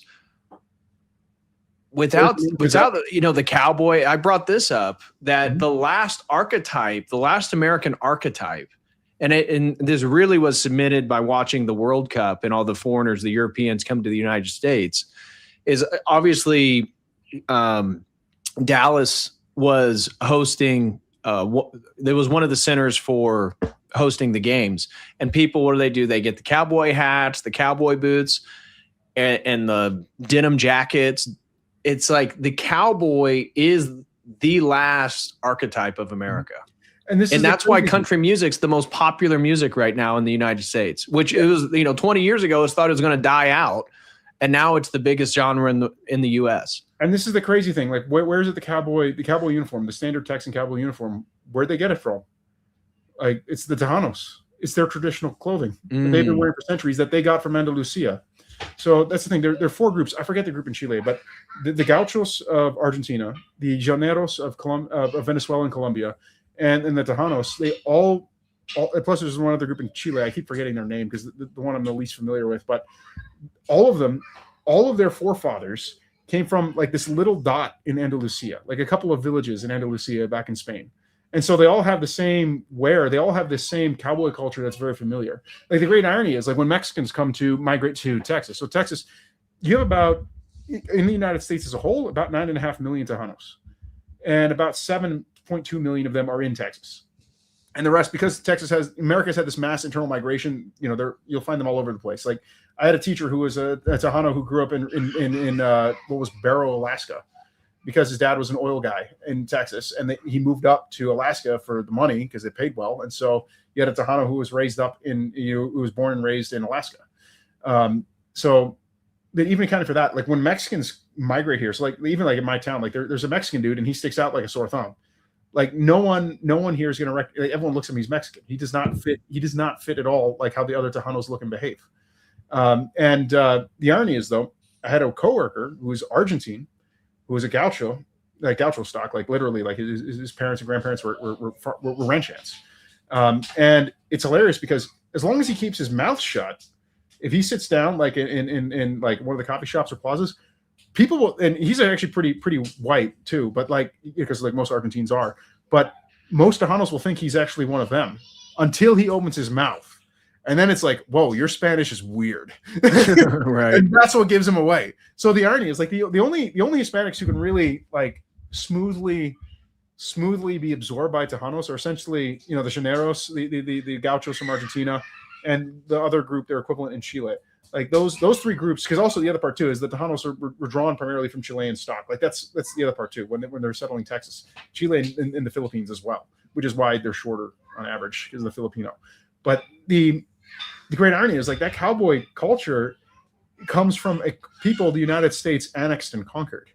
And even in terms of country dancing, like two-step, the very first two-step song in English was called Spanish two-step because the Texan who wrote it got it from the Tejano dance halls who dance two-step because it's a Tejano. We need to do a stream on the cowboy, dude.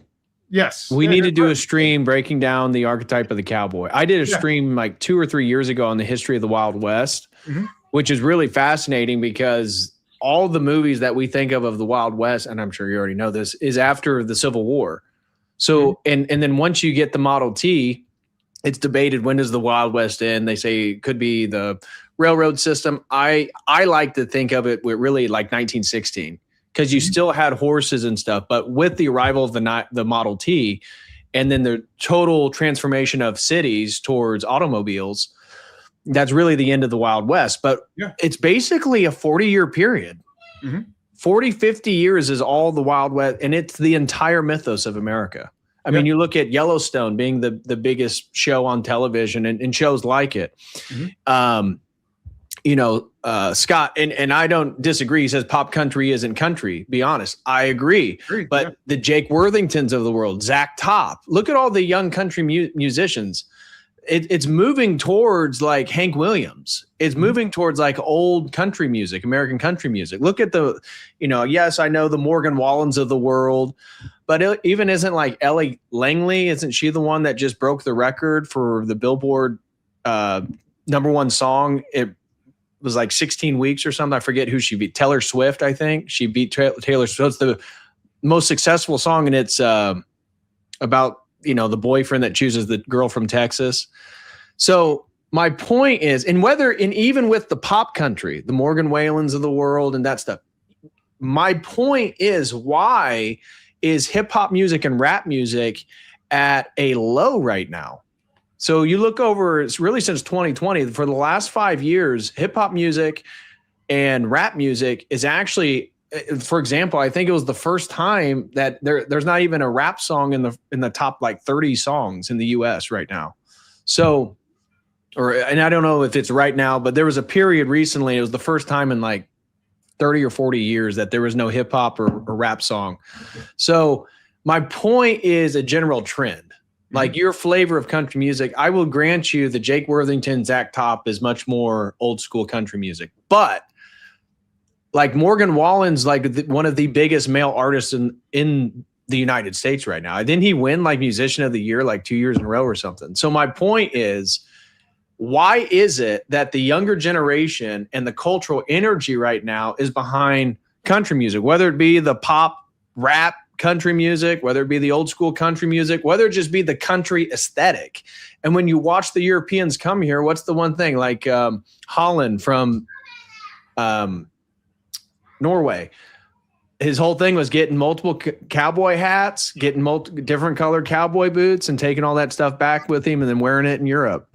So there's something there to the archetype, to the sentimentality, to the understanding of freedom, that a cowboy was not restrained by a county or even laws to some degree. Now you're getting into the, the good versus the bad, the outlaws and all that stuff. But I mean, think of it, you're a rancher.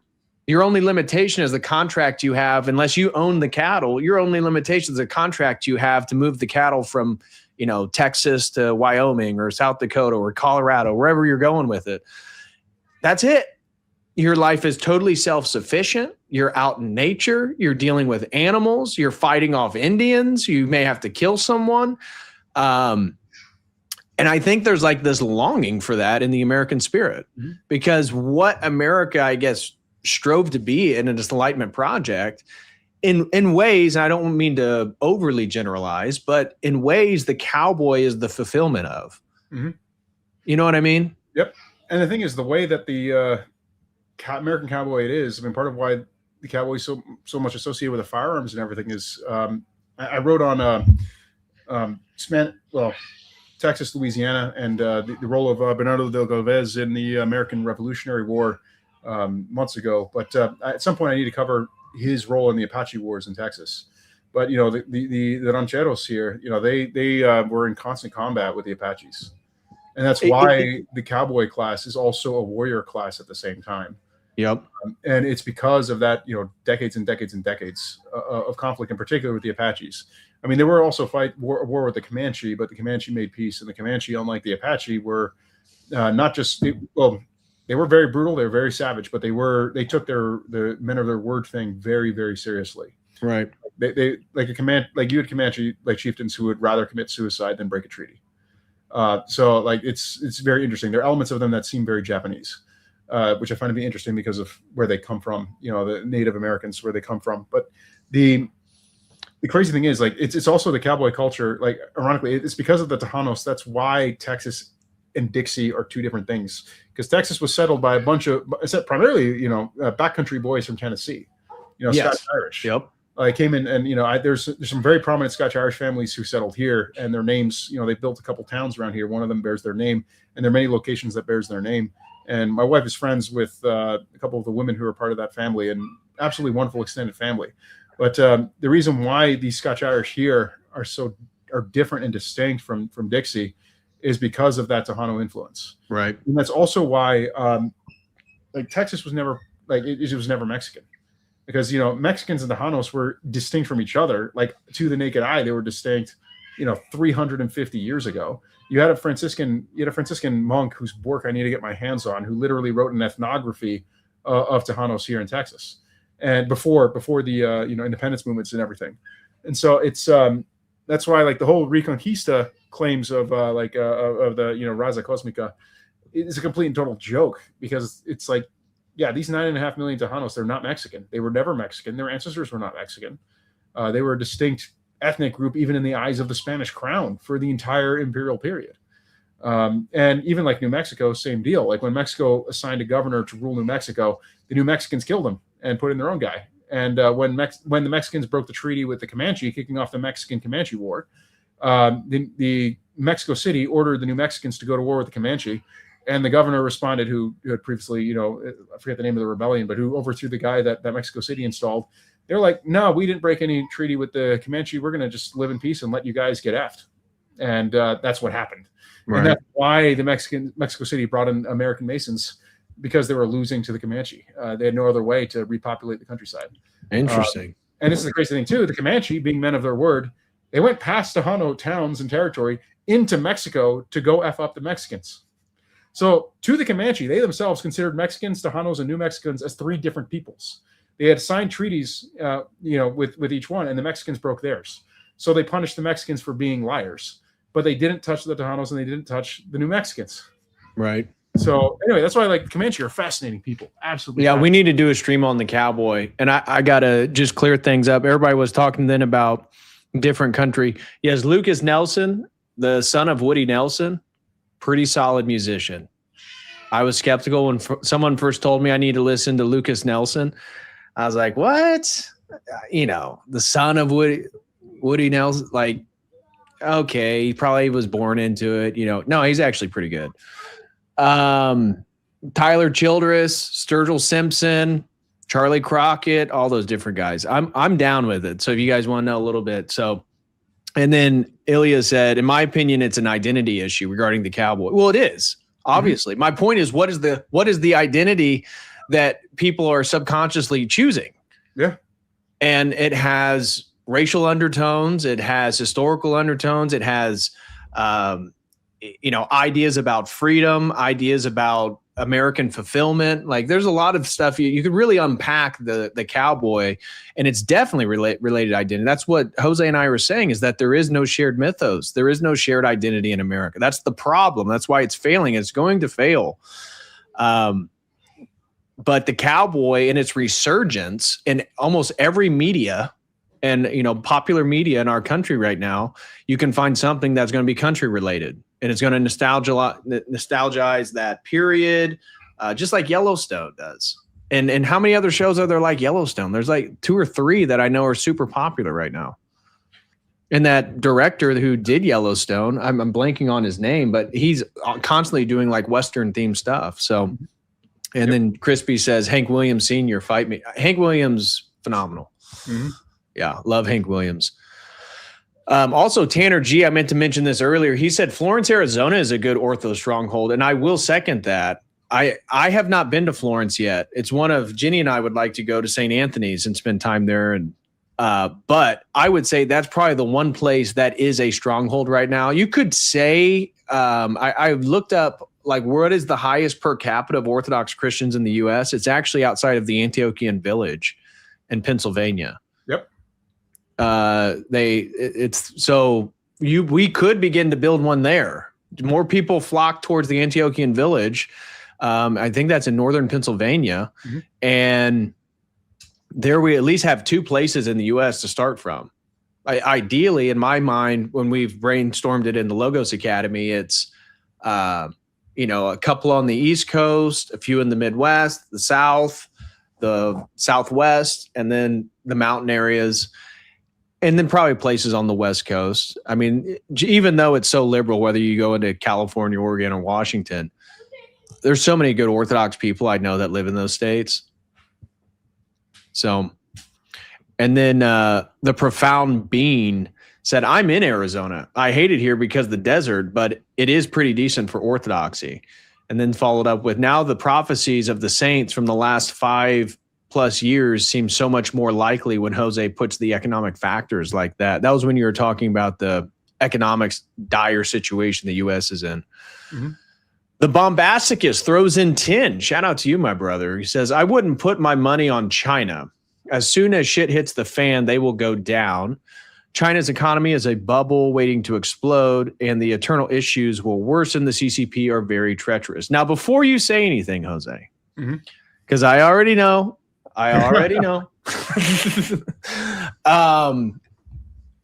So we're going to play with this super chat here for a minute, because I know that you have very strong opinions about China, and I think it's a complex topic. As you guys know, I've been there. I did 2 study abroad semesters there during the summer, and that was in Guangzhou, which is southern China. But I got to travel to places like Beijing, Xi'an, Hong Kong, Macau, Shanghai. So some of the major cities there.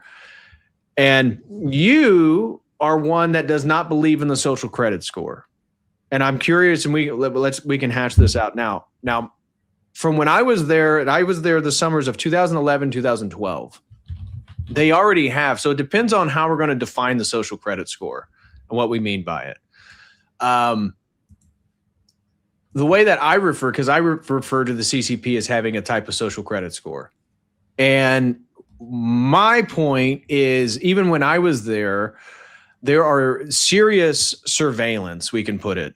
Like they track their people. And in China, this is more so for the cities, because you have to realize when you're going around China, you could, on a train, go by a city that you've never heard of and nobody talks about, and it'd be like 1.5 million people live there. So it's a different scale than what we even understand. And in China, everyone lives in an apartment. So only in the rural areas or the very wealthy areas will you see someone have a home or a house. A Western house, like we think, is mostly for the wealthy. So when I was there in 2011, 2012, I already saw how people were worried about things they posted on social media. So some of the students at the university that showed us around, being critical towards things that is the official state policy, or that there could be financial ramifications if they were found guilty of, to put it mild, like wrongthink or something like that. They did not have the monitoring like we think now as what the West is building in technocracy regarding like full-blown understanding of all your social media posts, like everything's centralized. Everything is, the Palantir style social credit score that we were expecting here. That wasn't being in place yet, but people were talking about it. I have not been there since then. So my point, when I suspect that China has a social credit score, my point is that the limitation on your travel is much more intense there than it would be here. For example, theoretically, I could get in my car and I could drive all the way to California. Now, I get pulled over, got to show license. If I'm wanted, there's a problem. They could shut down your card. But if you have cash, you could still make it all the way to wherever you're trying to go. In China, they have checkpoints. So it's much harder. If you were just wanting to flee an area, it's much more difficult. And that's what I meant by the tightening of their wrong thing and stuff like that. So I want to engage with you, Jose, then tell me why you think there is no social credit score, why that's overblown when people criticize China. Mm-hmm. Well, one thing, so what you're describing in terms of restrictions on internal movement, that was the norm of Christendom. The Spanish Empire, Byzantine Empire, Tsarist Russia. If you're a serf, you're not leaving the area, you're not leaving your mirror. So that's actually a return to normal. That's normalcy, and that's actually normalcy for the history of China, Imperial China. So sure, free movement everywhere. But for example, like COVID, like a guy violates their COVID restrictions or whatever they had in place. I don't even know if they were doing 6 feet, whatever it is, whatever they did. Mm-hmm. But his pass on his phone, because now, and this is true from people I know, they scan everything. So it's very much like the economy in the world that we're going in. It's not like a physical, like driver's license. It's an account you scan to get on the bus. You scan to go through wherever you're going. and it will light up red if you're not given permission by the CCP to go one place or another. So we know that there's examples of limitation like that. It's not just a monitoring of like medieval societies of commerce and who's moving in and out. More, it does feel like it's more of a technocratic, big brother panopticon type situation. Mm-hmm. Well, you got to compare it to something. So you compare it to the United States. So the thing is, okay. So the idea that there's a score that's assigned to any given person, that is completely and totally false. So that was from a mistranslation that was done by, of all people, the founder of the Swedish Pirate Party. It was Rick Falvinge in 2014. So he was reading what the Chinese government published. So you were there before she came to power, right? So you said yes. 2011, 2012? Yeah, 2011, 2012 was when I was there. So China does have a document that was called Planning Outline for Social Credit. And Rick translated that as a social credit score. And that's where the original misconception came from. He deleted that article that he wrote, literally, and he wrote a retraction. And you can actually find that retraction and read it. But essentially the U.S. Western media went nuts with it because it was a useful narrative. In order to portray, because the thing is, the federal government, so the Western power structure really, really liked Xi Jinping's predecessors. They really, really hate Xi Jinping. So it just was a useful narrative for essentially the State Department propaganda for preparing the United States for a war with China to get rid of Xi. So even though Rick made an honest mistake, it went crazy in the media, and it got spun out like crazy. So in terms of like actual social credit that was getting rolled out, so the thing is, which is nuts. So Goldman Sachs is the money that was behind Alibaba and Tencent, and Goldman Sachs had Alibaba and Tencent put together an actual plan to implement a social credit score, which they started doing in 2015. So this was a social credit score that was being run out of essentially Jack Ma. I'm just you think that's behind the Xi Jinping Jack Ma conflict? Okay. Yes, because that's where I picked up where you're going with that line of thought. Yeah. So because Xi Jinping allowed it. Explain to people Jack Ma, massive billionaire. Yep. Explain who he is and then what happened. He got basically imprisoned. Nobody heard from him for years, and now he's like a normie in China. Exactly. So he was the Jeff Bezos of China, ran their equivalent of Amazon, but much huger, much larger scale.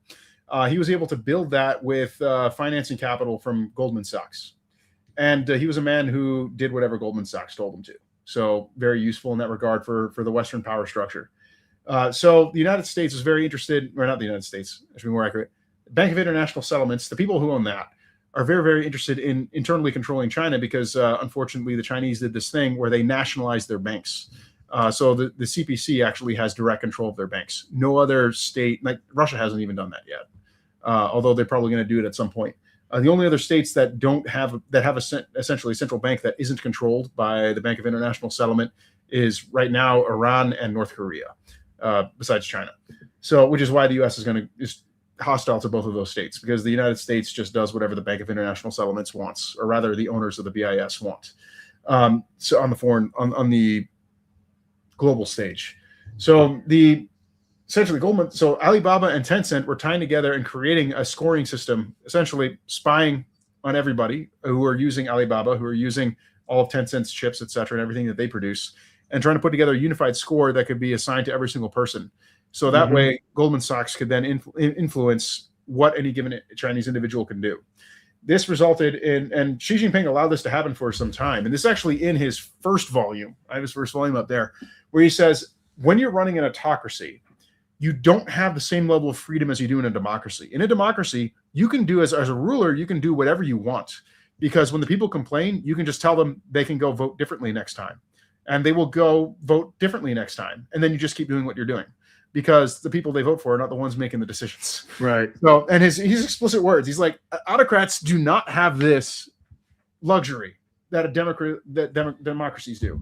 So as an autocrat, you have to, he uses Chinese language for it, but essentially it's the rule of command. Don't give an order that's not going to be followed. So if you want to do something, you have to essentially sell it to the people where the people want it and they're demanding it. And then you as the autocrat are putting out the order and the people are happy that the autocrat's actually doing something. So he let Goldman Sachs do what they were doing. And then, as you mentioned, you talk with people and they're not happy where things are going, where you have this score-like system that's being set up. And then what does Xi Jinping do when there's enough people who are mad about it?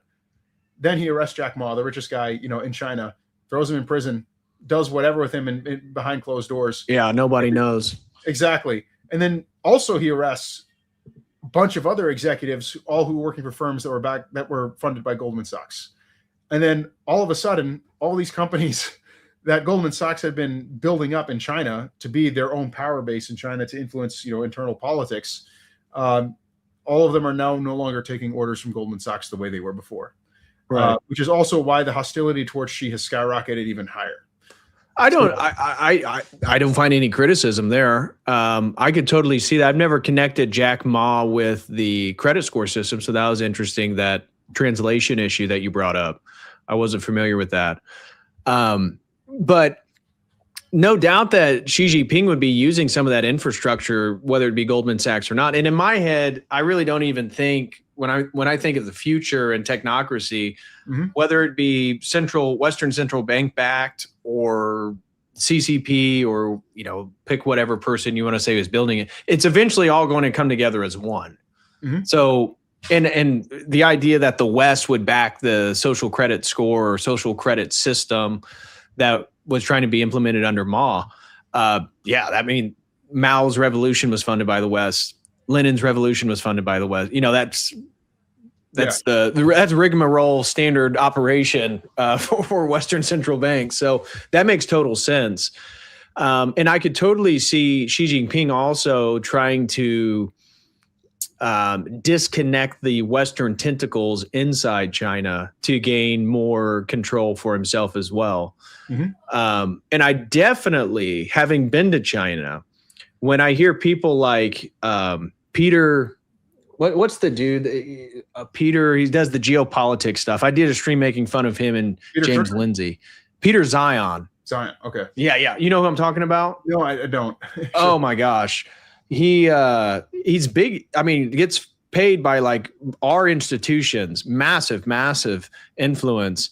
And he's speaks like he knows everything about, let me just make sure. Yeah, it's Zion. Zeihan.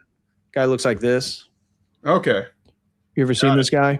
Yes, I think I saw one. So he's got like 1 million people on YouTube. Zion on geopolitics.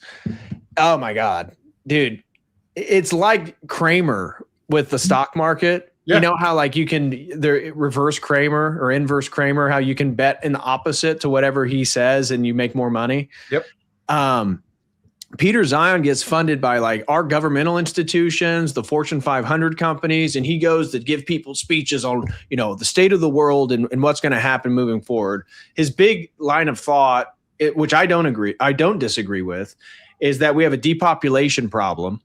That Europe, he believes Europe, Russia, China, most specifically, South Korea, Japan, included with China, the U.S., other ones. We are not reproducing our population, and therefore there's going to be this massive global economic turn and political reorientation, which he believes is going to move back towards nationalism in a multipolar world. Would agree with that.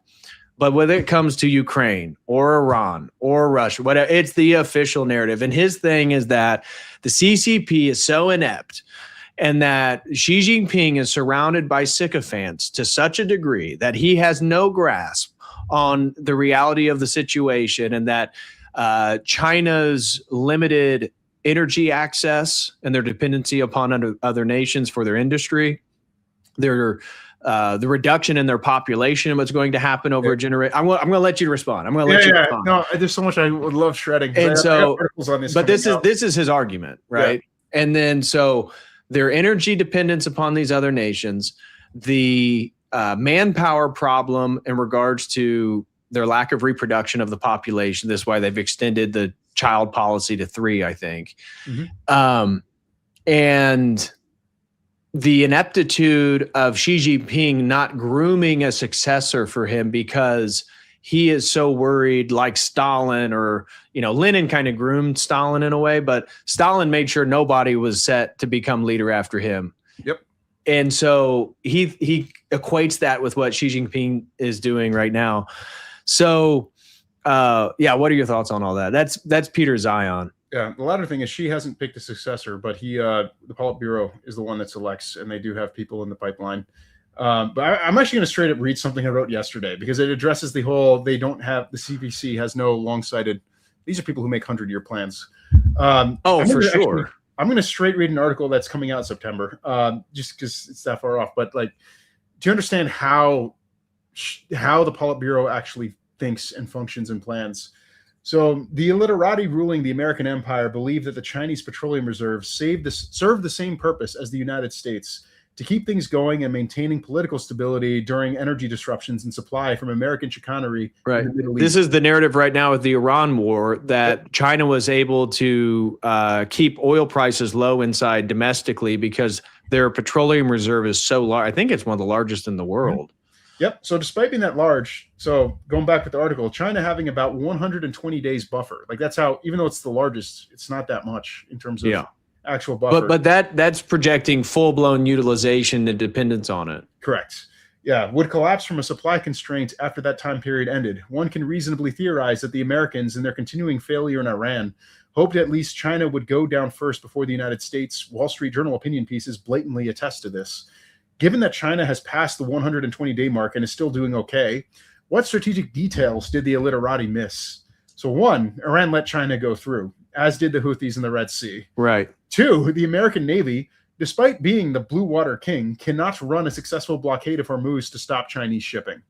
While the rest of East and Southeast Asia rations fuel, China has not needed to. Plenty of China's energy trade happens outside the dollar, rendering it hard to measure how much energy trade with Russia has already kicked in.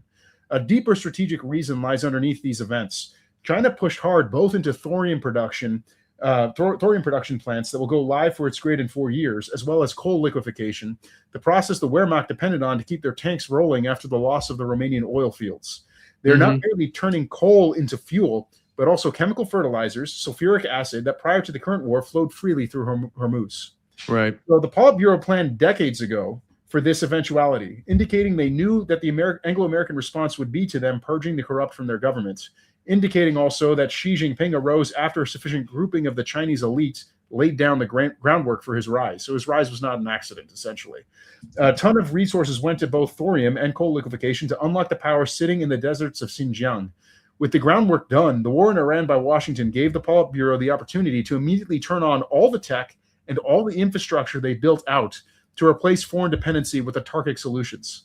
This also lends light to reveal why the CIA was so intent on spreading Wahhabism in Xinjiang and Adrian Zenz's fabrication of the Uyghur genocide. And I wrote an article on that. Like the whole Uyghur genocide thing that people keep talking about. One man invented it, fabricated whole cloth, pushed it everywhere, and he had State Department backing. And frankly, he wouldn't even mind me saying this, Adrian Zenz. That man is second only to, what was the guy, remind me of the name of the man who was like the master at advertising. Bernays. Yeah. Yeah. Edward Bernays is like the number one. Adrian Zenz is like the second guy to him. Like the entire West believes that the Uyghur genocide is happening. And it's literally this one guy fabricating it completely. And he managed to, and he literally developed a way to push it, the propaganda campaign to push it, to make it stick. Like, so, I mean, he would not mind me saying this because one, how many people are actually going to believe me? How many people are actually going to look it up? But two, for him, it's advertising his services because he can make money getting the masses to believe lies that a given ruling class person wants them to believe.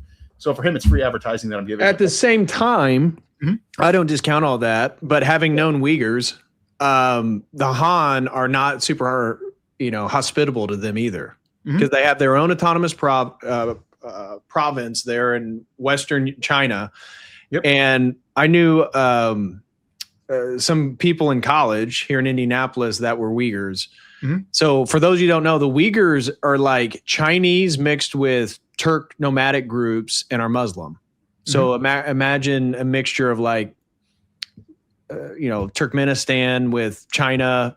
It's a unique historical group like that. Yep. So they look a little different than Han. I mean, similar, but they look a little different, and they're Muslim. So you can imagine how the Han feel about that. And the Han have historically been incredibly successful of becoming the dominant faction in China, because there's actually like 200 different like micro ethnicities within China. Yep. Most people have no idea. So the Uyghurs, the people that I talked to, and again, this is during college, undergrad, they had Han friends here in the US, but back in China, they said that there's a major conflict and that the Han were constantly migrating into their province or trying to, get into their infrastructure, their power structures to take over their corporations and stuff to limit their. Now at that point, the idea that there's a Holocaust going where they're putting them on train carts and, torturing, raping all the women and killing the men, that wasn't even a thought yet. But so my point is that can be fake. And at the same time, there is historical tension there. And if you were Han Chinese, why would you, of course you would be suspicious of an Islamic, half Chinese, half Turkish group that has historical identity and has never been the majority. So both those things can be true. I was just saying that for the audience to understand the situation. Most Westerners don't even know who the Uyghurs are. Correct. Yeah. But no, it's just fun. It's just like it's the same thing. Like when the United States, the propagandists of the U.S. were accusing the Frederick Wilhelm II of ordering German troops to throw Belgian babies up in the air and catch them with bayonets. I mean, you can read this in American newspapers. Like it's amazing how the United States does the exact same thing to rile up its population to go to war, and they literally have the same playbook that they just keep doing over and over again. And it's fascinating. Well, it's fascinating how it keeps working, except as America gets less American, it stops working. And yes. And the problem is the American elite have gotten so dumb, they don't realize that they have to tailor their propaganda to the people they're replacing the original Americans with, because their propaganda system works great on Americans. It works great on Anglo-Saxons, New Germans, etc. But it isn't working with the new people. So, right. No, that's the most infuriating part about the whole American situation. That we'll start in 2000. So before the 9/11 event and all that different stuff. From that point forward, if we were the United States and we actually had competent, sincere leaders with what we had and still have, we could be in a totally different situation. And the irony is we see all these nations with less or what the West deems as less, be it, China through the 90s and into the 21st century, or Russia, even to the point in 2022 with the beginning of the Ukraine war that, we put sanctions on them, they're going to fall apart. It's like you see all these nations with, at least on spreadsheets and papers, monetarily inferior and don't have as much material wealth, being able to do more than the United States. And it's this, we have the most incompetent people with the most material opportunity, where you see other nations with less being able to do so much more, and even now raise their nations into better positions, because there's, whether they are conniving for their own self-interest, probably most of them, but there is also tied to it an actual care for the nation to succeed. Yep. And whether Trump believed that to be the case at one point or another, hopefully he did. I believe that he probably did, but at the same time, I'm sure there's power factions, Zionist lobbies that encourage him to run for president. All the way, there was talks all the way in like the 90s and 80s of Trump running for president. So it's always been floated. Yep. But at least these other, that's why it's like I envy like a Xi Jinping leader that's American, heritage American, that actually had the interests of like America being the best. I would prefer that over what we have. And we have like such incompetence with such material opportunity, and it's now shifted where, and maybe the multipolar world is, I'm just saying, if you were strategic, if you were playing the post World War II game and you're in the 1990s moving into the 21st century, the US could have dominated. I mean, and in a way that's benevolent to the world, right? But the whole thing fell apart. And it's almost, I mean, it is intentional to a degree. It's intentional aptitude. Yeah, and this is the thing in terms of like the long-term planning in comparison with China, like to counter the Peter fool. They have 100-year plan just for the United States. Well, here's the thing. Literally, you had Chinese Politburo members who were planning back in the 90s that the United States was going to attack Iran, and they had to have a means of replacing fertilizer, of replacing fuel, and everything else, and also a means to develop the brown water navy so at least they can escort ships in and out of the Hormuz and just go along the coast to get it to China. So they've done all that crazy long-term planning. Like an example, so like the urea production plants in Qatar completely destroyed. like 10% of the world's urea production, which is very critical for fertilizer, taken out. So that would result in bread riots across much of the world in 18 months, including China, except China literally 3 decades ago put tons of money into developing coal liquefaction, one of whose waste products is urea. So when the Hormuz Straits, when those production facilities went offline, there was actually no disruption in terms of total supply worldwide because China turned on all of the coal liquefaction stuff and they replaced like 5 million tons worth of urea in production. Like overnight, and in terms of overnight of turning it on, but the infrastructure for that, everything, the warehousing, the transportation, everything they've been going nuts, especially under Xi Jinping's reign. They've been going nuts to make sure that everything can be replaced and they can go full autarky. It's absolutely fascinating. And the thing is, I'll be frank, China was, I'd say this, Mabasticus you would have been justified in your view if you're saying that in 2007, because China has a worse problem set. The Chinese leaders have a worse problem set to deal with than what the current Russian ruling class have to deal with. So the amount, like the deck that Xi Jinping was handed was just absolute trash. And I'm absolutely amazed at how he's managed to turn things around. Even in terms of reducing pollution, like back when in 2011, 2012, the pollution was terrible. And for the bombastic, when he says the CCP are very treacherous, I mean, they are out for, and to bolster his position here, to speak for him because he can't for himself. They're playing a game in which they are trying to win, and that means we lose. Okay, so in that sense, they are treacherous. Now, to the point of, can you trust them? You could definitely trust them more on an international deal than the Trump administration, right? That's been shown with Alaska, with Putin, and the Iran deal. The Trump administration, I mean, they're constantly going back and forth. I mean, just look at the Saudi nuclear program. Saudi reaches in for a handshake to have nuclear weapons, and right at the last second, they're like, oh, yeah, but you have to sign the Abraham Accords. Yeah. Did you see that? Yeah. Here's the thing. So China's now at the point where they accepted, like, okay, the Americans insist on a win-lose situation. If that's the case it's going to be, then we'll win, you lose. I think they've been open to it.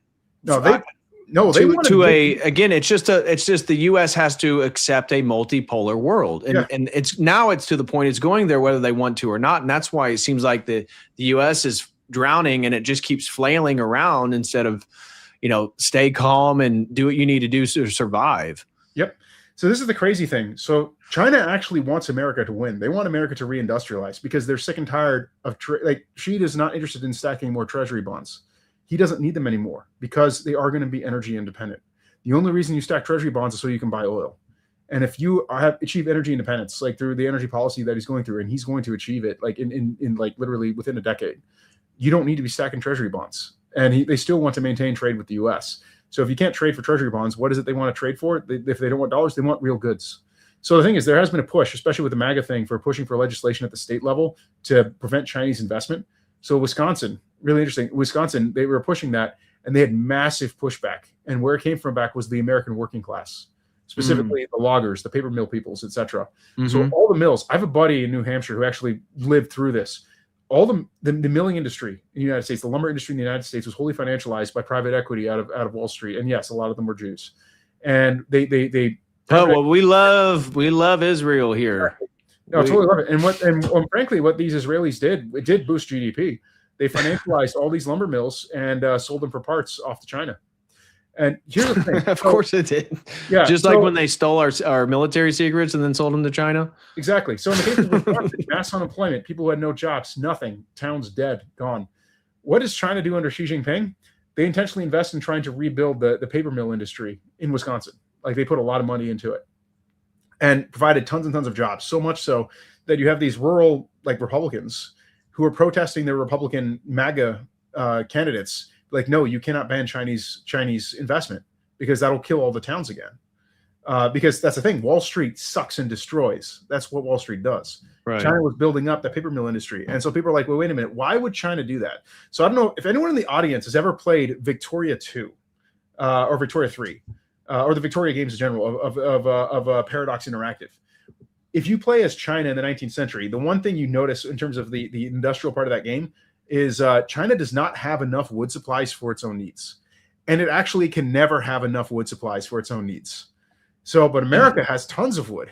Right. China will never have enough wood for what it needs, and it needs to have, and you still, even in the modern day, you still need paper. So for its paper needs, for packaging, etc., like, you know, all the transportation involves paper. That's what cardboard is. Right. Paper is critical. It's a critical component. And so trying to put money into the American paper industry, trying to build it back up because they actually need it. And they would love to trade like goods for goods. Like they would, and unfortunately the Republican Party is currently standing, the Republican elite are trying to kill it. And I wrote an article on this, which I recommend people. It's China, American reindustrialization and private equity. The irony is Xi Jinping, like that was their policy. Xi Jinping's been trying to do that since 2012. He really has been trying to get America to reindustrialize because the treasury bonds to them are going to be worthless. Right. Like they want to trade for real goods, and to trade for real goods with the United States has to make stuff. And so which we don't do. Yeah. So ironically, they do want America to make stuff again. Yeah, the whole world would like it. I know we would. It would be beneficial for everyone, except we have a parasite economy. Yeah, a ruling class that are whole parasites. The whole you can't, financialization cannot permit real production to interfere with financial derivative to creation. That's the fundamental problem that America's facing. Right. And so that's a sad thing. Like this conflict with China is wholly unnecessary. Like the Chinese Politburo actually wants America to be American, which is the other part too, and to win.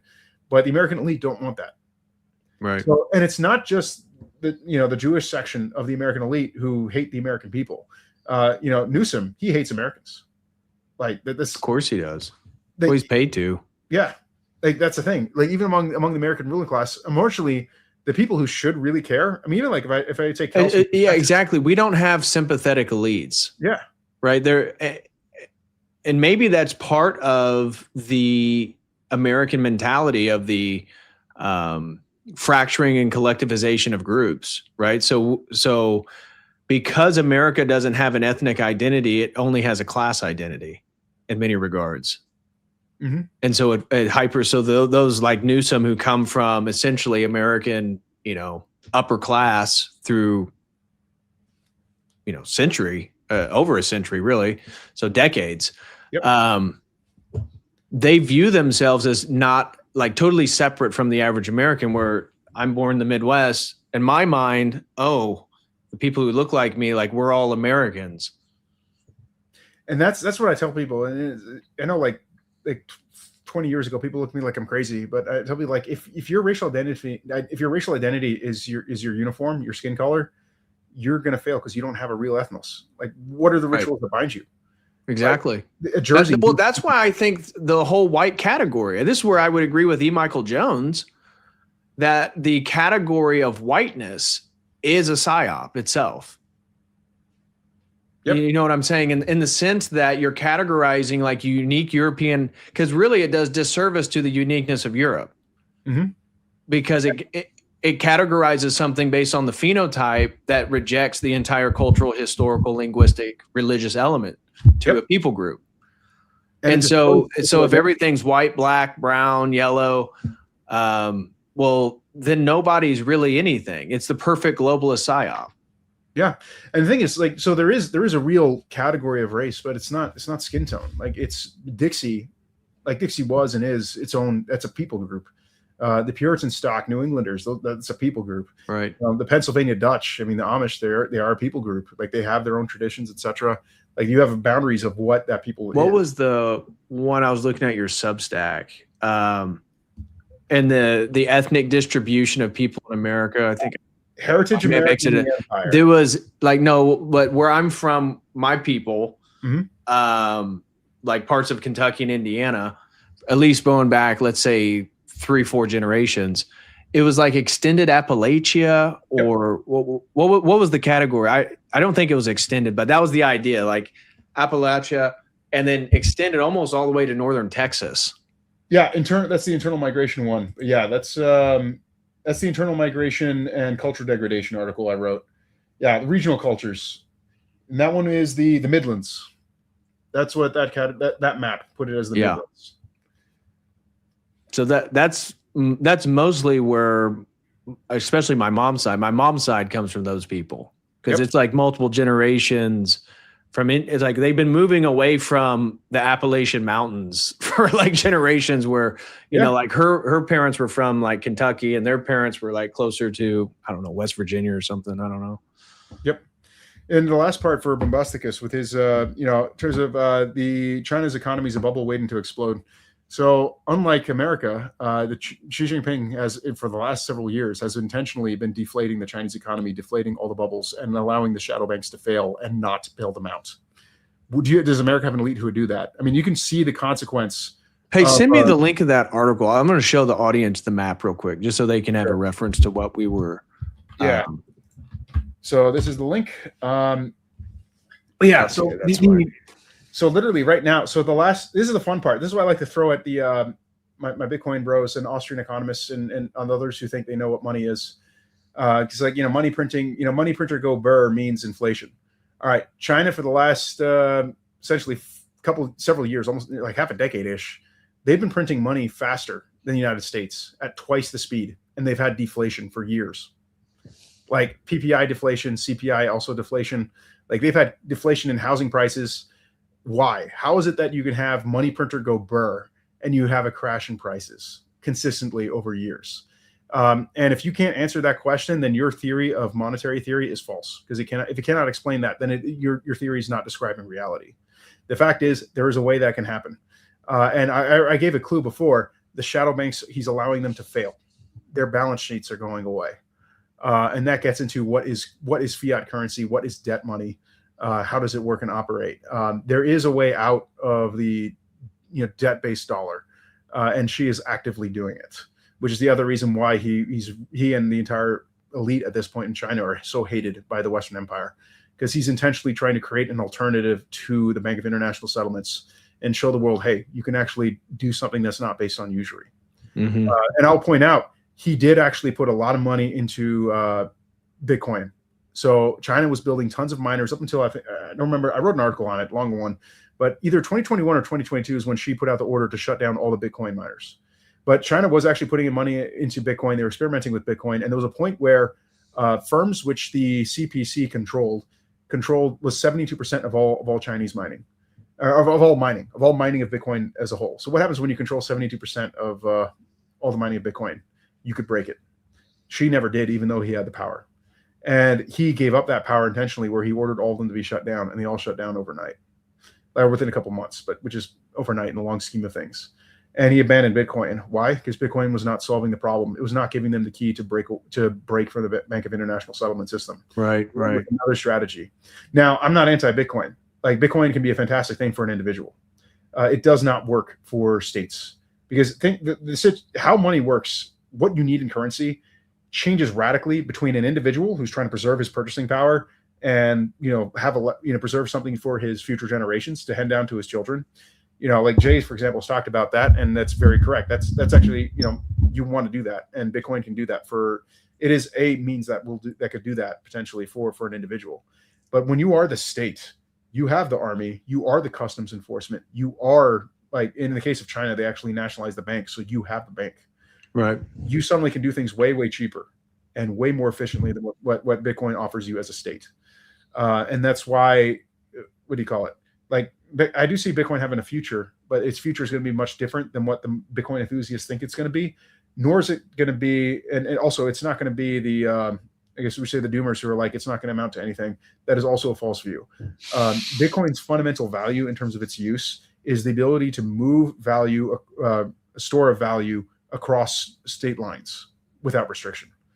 That will always have value, and that's why it's going to. There's a value. Whatever the value is of that, that's what Bitcoin's not going to go below that number.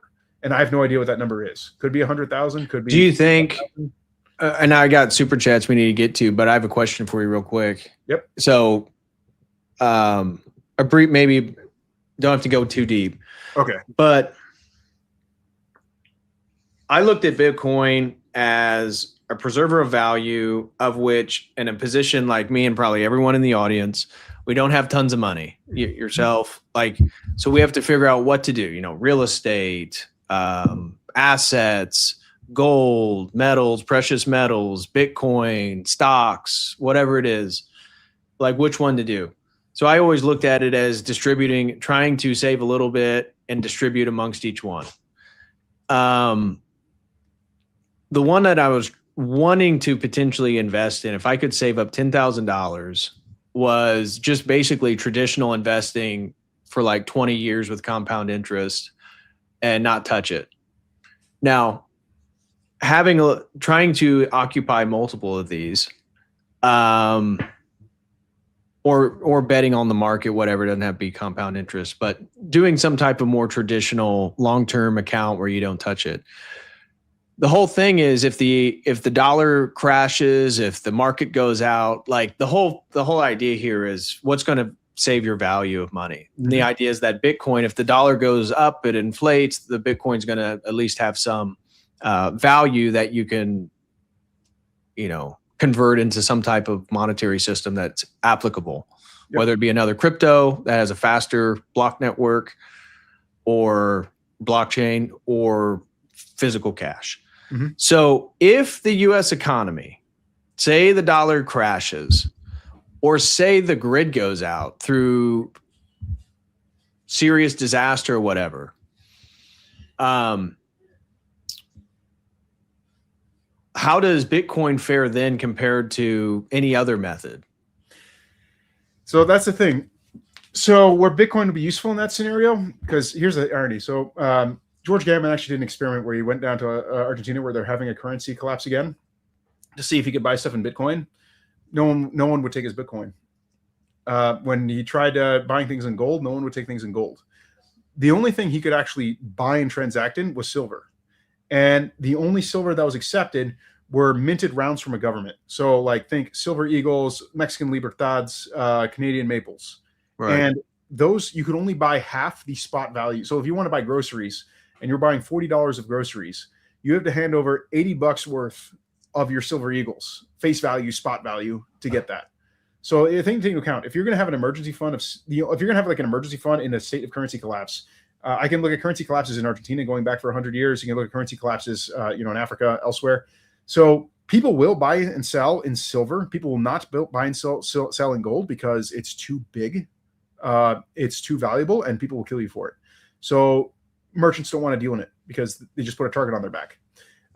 And I don't know how Bitcoin plays in that role because Argentina was a test case, the most recent currency collapse they had, and people were not using Bitcoin for transactions.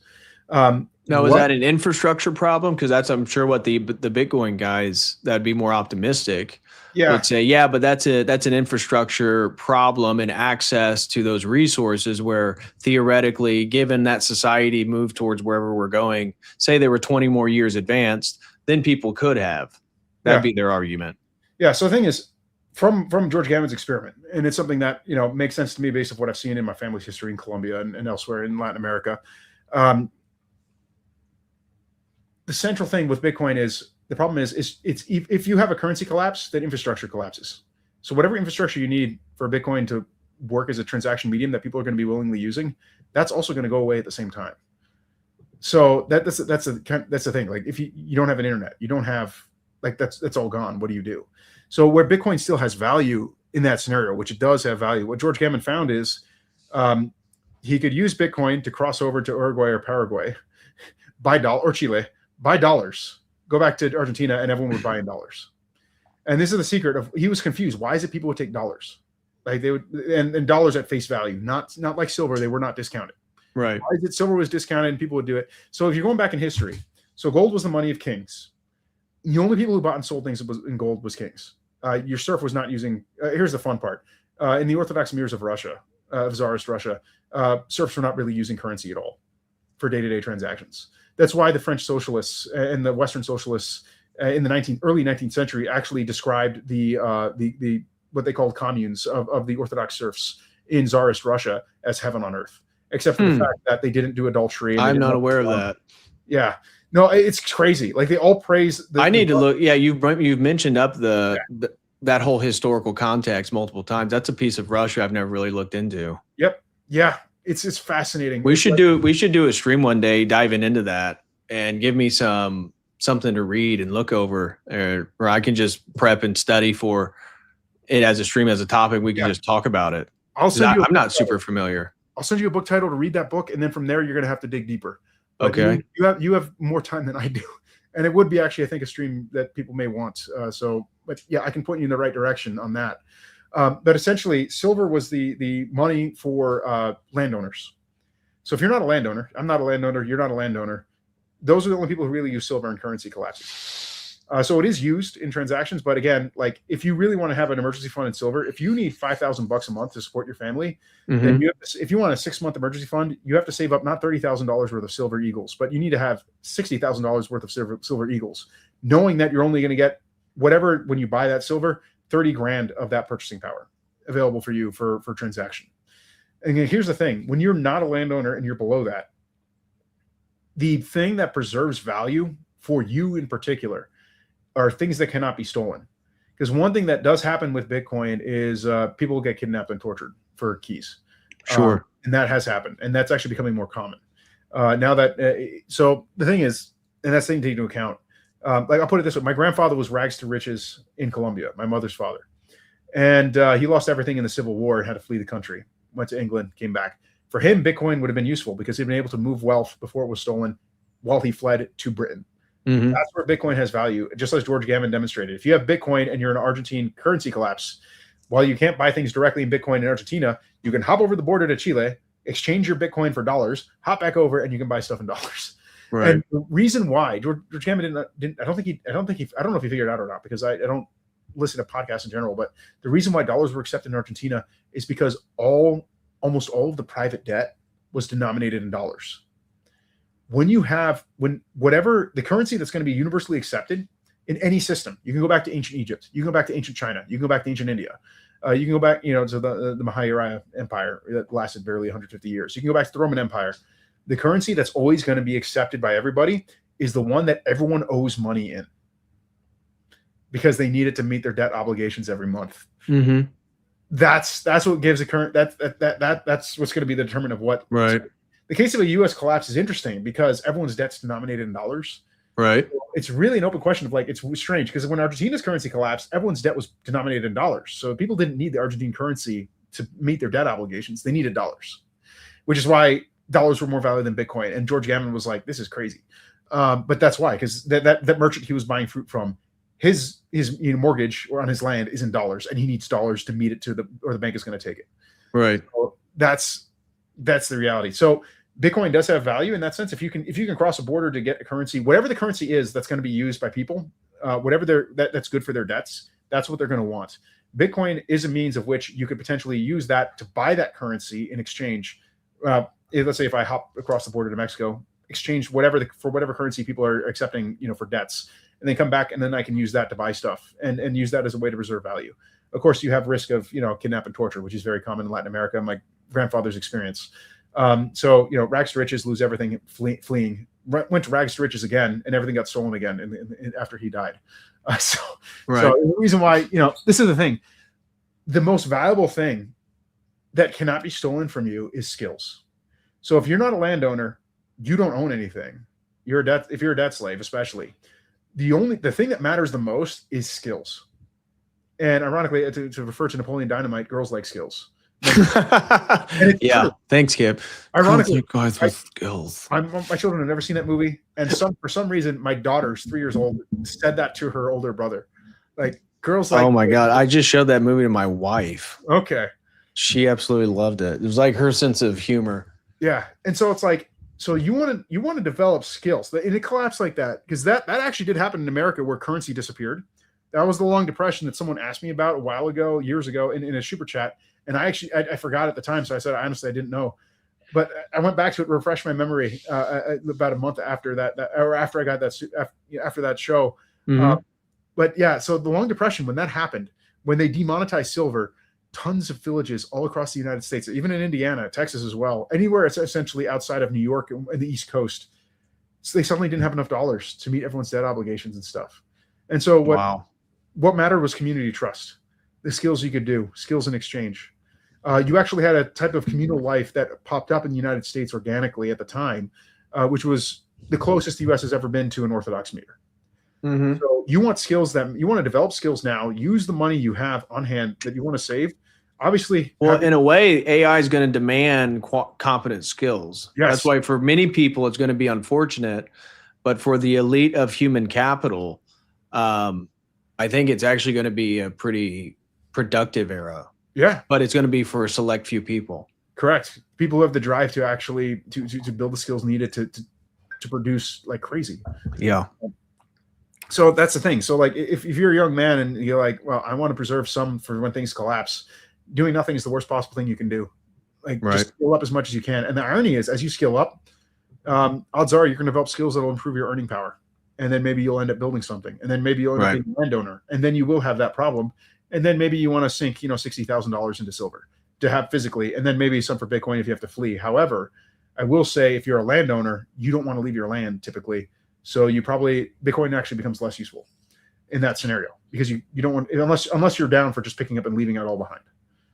So. All right. My eye is killing me. Sorry, those of you who don't know, I scratched my right eye mowing. Some dirt got in my eye over the weekend. I had to go to the ER, urgent care, to get my eye checked out because it got under my contact. And as anybody wears contacts know, well, you just kind of, rub your contact a little bit. Whatever got in it scratched my eyeball, I guess the cornea, the outside layer. And I took the contact out, eventually went home, just ignored it, finished mowing my parents' yard, and went to put my contact in on Sunday for church. Felt okay. Came outside after liturgy, after fellowship, just burning. The light was so freaking bright and it just started burning like crazy. And apparently I had already cut my eye and then I cut it worse by putting contacts on and taking it off. And so I was in like a dark room all day Sunday and then went to, got it checked out, antibiotic stuff like that. So this is the first day that I can really sit in front of these lights. Mm-hmm. My eye starts to water so much. The right one's very, very sensitive. So people are asking if I was sick. No, it's this one like droops right now because right now the light's so bright. So we're going to get through some of these super chats. Any questions, try to keep them brief and straightforward. Swag says, been fighting the black pill for a while, but you and Andrew have encouraged me. This country is worth fighting for. Absolutely it is. In fact, it's your duty as a Christian man to fight for your nation, whether that be in Russia, whether that be here.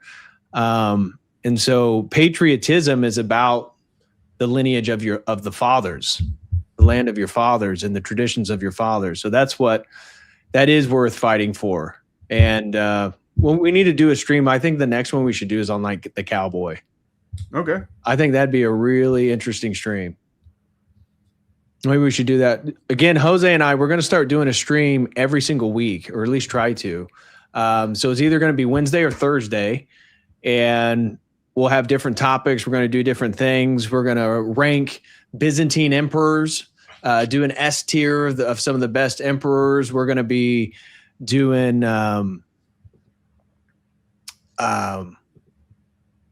discussions on, I want to get into various aspects of Spanish history. We talked about Russian history, some of the topics that he knows a lot more than I do. So it'd be perfect opportunity for me to read up on something, become somewhat familiar with it, and then just have a conversation about it. So we're going to do all types of stuff, and do not leave here without clicking on the video description and going to his Substack. Subscribe to Jose's Substack. Fantastic articles. Highly, highly encourage. I was also going to say, also, it's recommended that if you do want this weekly show to be a thing, bribe my wife. Yes. And yes, Saint Justinian is S tier. Yeah. What do you think about Basil the Bulgar Slayer? Not a saint. I don't have to think about that one. I'm going to do a thorough review when we do that one. I'm going to do a quick scan of each one. That's what exactly. I got where's the Norwich history? And we are not going to plan ahead of time. So we'll do our own research, then we'll come with our own opinions based on whatever we looked at. That's what I love about the Norwich series, because everything's broken down by each emperor. It's just that's the plus of it. course, he's got some stuff that he's off on. I mean, Ostrogorski's the best, but it's just useful having like each chapter, codified to like everything that happened in a specific emperor's reign. Yeah. And yes, I do want to thank everyone, those who subscribe to my Substack. And no, I'm not striving to do any kind of video content anytime soon outside of this. This is to help Patrick. The fact is, this channel, like Patrick's goal, is to do stuff that's deeper diving and educational and knowledgeable. And for me, the fact is, making video, etc., is very demanding in terms of time. And in terms of writing, the fact is, I got small children, I got a wife, I got to work full time, I got to support the family. Patrick built this up over time while he was a single man. I do not have that kind of luxury to build something up on the stage. So essentially, and also the fact is, writing is my medium. So that's the focus. And so if you want deep form content, the good news is, for those of you who struggle on the literacy front, I actually strive for all my articles. And they're not that long. For anybody who doesn't like to read, his articles aren't that long. Yeah, it was after a convo with Jay Dyer. I was thinking about it because people were asking Jay, like, what is it that people should do for reading? I'm like, all right, what can I do to help people learn to read? And so I try to write history, geopolitics, even some philosophy a little bit. I dipped a little bit to the nominalism, history of nominalism. But I try to do it in like 800 words is my soft limit, and then 1,200 words is my hard limit, where it's like, all right, I got to make sure I tighten it and then get it within that range. The idea being that 800 words is your standard editorial in a newspaper for centuries, and during the week, and then the Sunday editorial would be a 1,200 word. So it's I really do focus on brevity and getting the point across. This, of course, means on occasion, some things get jumped over, like with the nominalism piece that I wrote recently, and so there is a extended comment on the bottom going into that history a bit to clarify that one point that was missing in the piece. But for the most part, pretty good at keeping it within that tight range. Excellent. Well, we appreciate you, man. And thank you very much, T-Bud, for the $10 super chat. Again, I always tell you how much I appreciate having conversations with you. And I appreciate it too. Anthony, been a member, said, we don't need Achilles. We have freedom. That was back when you were talking about the importance of the Iliad. We may have to clip that. That was a good discussion. Mm-hmm. You were cooking. I just wanted to point out, so this is the irony of the history of the Spanish Empire. It's very different than most people realize. So my mother's family, so it's Colombian, like a Colombian clan. They were founded by a descendant of Robert the Bruce. Clan was Clan Bruce. So, and his name was Robert too, of course.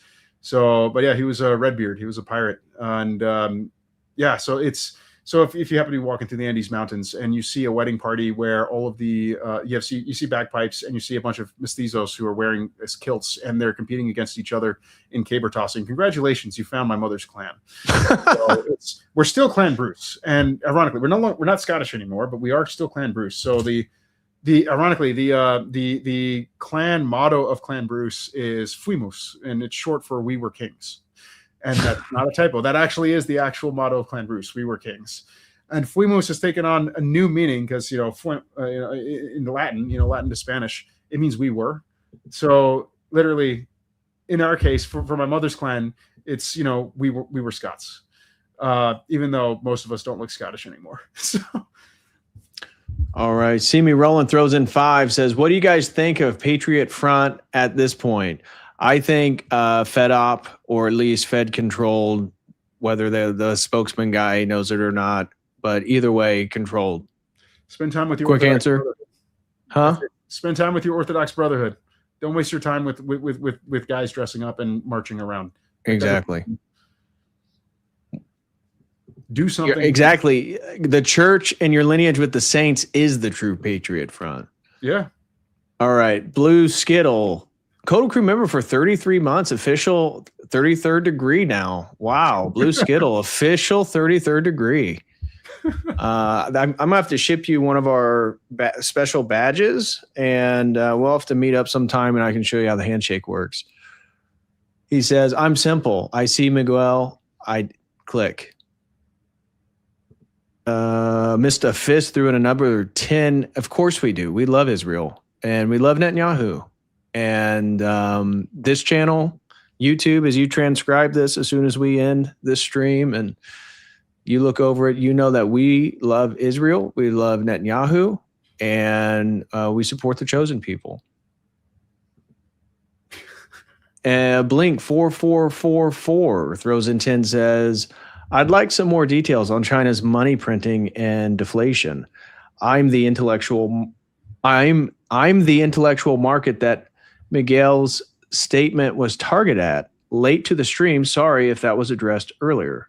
No, it wasn't. So that's a detailed question. So those are my long articles. I do not recommend that to someone who's just learning how to read. But if you really want to dive deep into how is it that China's printing money like crazy, like twice the rate of the American Fed, and they're having deflation everywhere at the same time. Like, I'll put it this way. Like, people talk about this thing, the property bubble, it's deflating. Like young men are able to buy houses again. Like that's what's starting to happen. Food is becoming affordable. The irony is the same thing could be done here. But yeah, the place to start is it's actually the first article I wrote, non-existing Austrian's magical straw man. That will give you some insight in terms of what fiat actually is. And then after that, blockchain and history. Let's see. And after blockchain and history, I would recommend also, it's a little bit tangential, but Money in the Pursuit of Realness. And then I have a 4-part series breaking down the exact of how fiat works. And then from there, and in those, I link to some of the other articles I do discussing the fact of what happened, because it's measurable. Like they're printing money at twice the rate and deflation is happening, which violates everything the Austrian economists say about money. And it's because, so here's the thing. So Austrian economists compare themselves to Keynesians. So the only economist that Keynes is less wrong is the Paulsonians. The Paulsonians are always wrong. That's because Paulson was paid. He was paid money by the banks to write the standard economic textbook for American universities. And I may be messing up on his name, but yeah, I've always referred to him as Paulsonian. And in this standard textbook, the one condition that JP Morgan, Bank of America, and all the other banks and the Federal Reserve had was you have to have banks be completely and totally neutral. They have zero effect on the economy. And he designed a system that he was paid millions and billions of dollars to write up, to create, where banks do nothing to affect the economy. And that's why economic education in the US is so horrific, because his textbooks are still the standard textbooks that you're going to get in your intro to economics course. And it's impacted others down the line. Even like, Thomas Sowell is infected by Paulsonian ideas that are totally false and fabricated. And this is the thing. The banksters, the Bank of International Settlements, the people who own these groups, they are smart. They were smart back in the 50s when they hired Paulson. They didn't want to make banks look like they're positive, because no one thinks of a bank as being a positive on people. They just wanted a strong argument that banks were neutral. So that way the banks could do whatever they want, harm as many people as they want. And economists still say, oh, the banks aren't doing anything. And for the economists to believe that banks aren't doing anything. And it's so successful. Like I talked about Adrian Zenz, you talked about Edward Bernays. Like Paulson is just like, he's up there like the most skilled liars in the history of the West, and the most effective, influential liars in the history of the West. This is why I say, like, if you're an economist, you're a trained economist, you have a PhD in economics for that matter, unless you were taught by Steve Keen, like Michael Hudson, Ian Fletcher, Vox Day, who's not even a professor, but he's written some good economic stuff on there too. Like essentially, if you're not taught by one of those 4 guys, and there's like 2 others, but if you're not taught by one of those 6 men, everything you were taught was false, literally everything. And it was intentionally constructed by that man. And it's a point in history, and it's verifiable. Mm-hmm. So even though I'm not like, I know more about economics than most. Sadly, this is the unfortunate thing, because I found this. Like, I know more about economics than most PhDs, because of the fact that I know that the guy who wrote the textbook is lying and was paid to lie from the get-go, and even said it himself. So it's like, so that's why. And the thing is, and this is the part too, with how the propaganda machine works in the West, in the Anglo-American Empire, in clown world, whatever you want to call it, mm-hmm. They know that the first thing you're taught, you tend to believe as the default. So they want a lie that's believable enough, that's in the baseline textbook, whether it be your kindergarten, your first grade, second grade, or in the case of like college education, in your freshman year of your freshman economics course. They want those baseline lies implanted in there, so that's your baseline default. That's how the propaganda machine works. That's why the American people keep routinely falling for things over and over again, because literally we and I'm saying this of myself too, we were all programmed by the American education system to believe fundamental lies as baseline truths. Right. And that's honestly the blessing of orthodoxy, because orthodoxy does force you, if you really take it seriously, it does force you to start questioning, why do I believe this belief? Like, where does it come from? I read St. Basil's on social justice, and this conflicts with what I understand of what I was taught with economics. Why is this? that conflicts with the social justice you were taught in college. No, social justice. no, I know. I have his treatises on social justice. I read how the Orthodox mirror actually functioned, and then I look at Adam Smith, and I'm like, wait a minute, right? Who's more accurate? Who's going to be more? Are the saints right, or is Adam Smith right when these two conflict? Right. It's like a big question. Like, I don't know. I mean, I do know. It's just. I think we do know. Yeah. Thank you very much, Blink 444. And I would love to do. This is what I'm beginning to think, man. There's so many opportunities things that we can do. And they can even lead into your own Substack articles. So when we do our streams, there's more that you can unpack for people.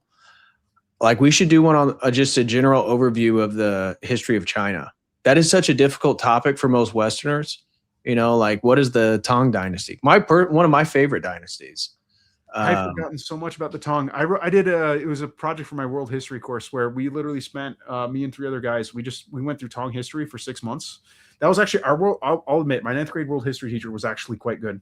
And she's like, "There's no way I can teach you any of the history of the world. So I want each of you guys to form teams." And this is a boys' school too. So it was like, so everyone was like really serious. It was not, so we were all like really focused on the academics. And so we all formed teams that she approved of as the teacher. She was actually pretty decent, and because she only had sons. And that actually probably is why she was such a good teacher for boys, because she had no daughters and only sons, and so she had to figure out how to teach her sons. And she was like, "All right, pick a section of history, like a 300-year period anywhere in history, and you have to go nuts with it, and you have to have like a giant final report. Like the last month of the course was each of us had to give like a 5-day presentation for a straight week for the full class, everything with materials that we wrote up, written, and everything." And teach everything that we had learned. And so we did the Tang Dynasty. And I forgot most of it because I was 14 years old. But I love the fact that you love the Tang Dynasty because I would love to hear you go on it. Yeah. Let's do it. All right, we got to get through here. My eyes. Sorry about that. Let's get you through. Mr. Fist throws in 5. I personally hoard gold and silver, but at least can't clip those Bitcoins. Oh, Mr. Fist. Shout out to Blink 444 says, "I'm definitely with you on that." Yeah, that was when you're going through the monetary stuff. Yeah, I think there's so many things we can do, like, again, rating systems, general historical overviews of obscure things that are really helpful. I mean, I think Byzantium is one of them. It has like this shadowy thing over it. Unless you really want to go read, there's not it's not, a lot of people don't know about it. And then figuring out which emperors, which time period, the context of which time period, that type of stuff. So helping people just walk through that. And there's so many different topics we could do, but I think a general overview of Chinese history.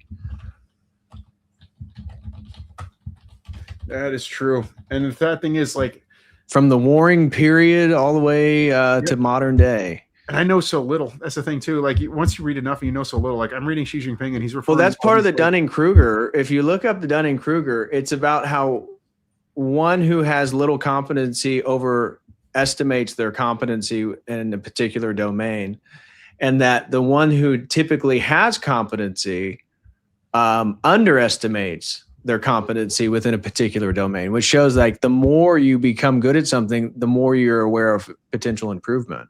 Yep. And there's like an ignorance and low competency.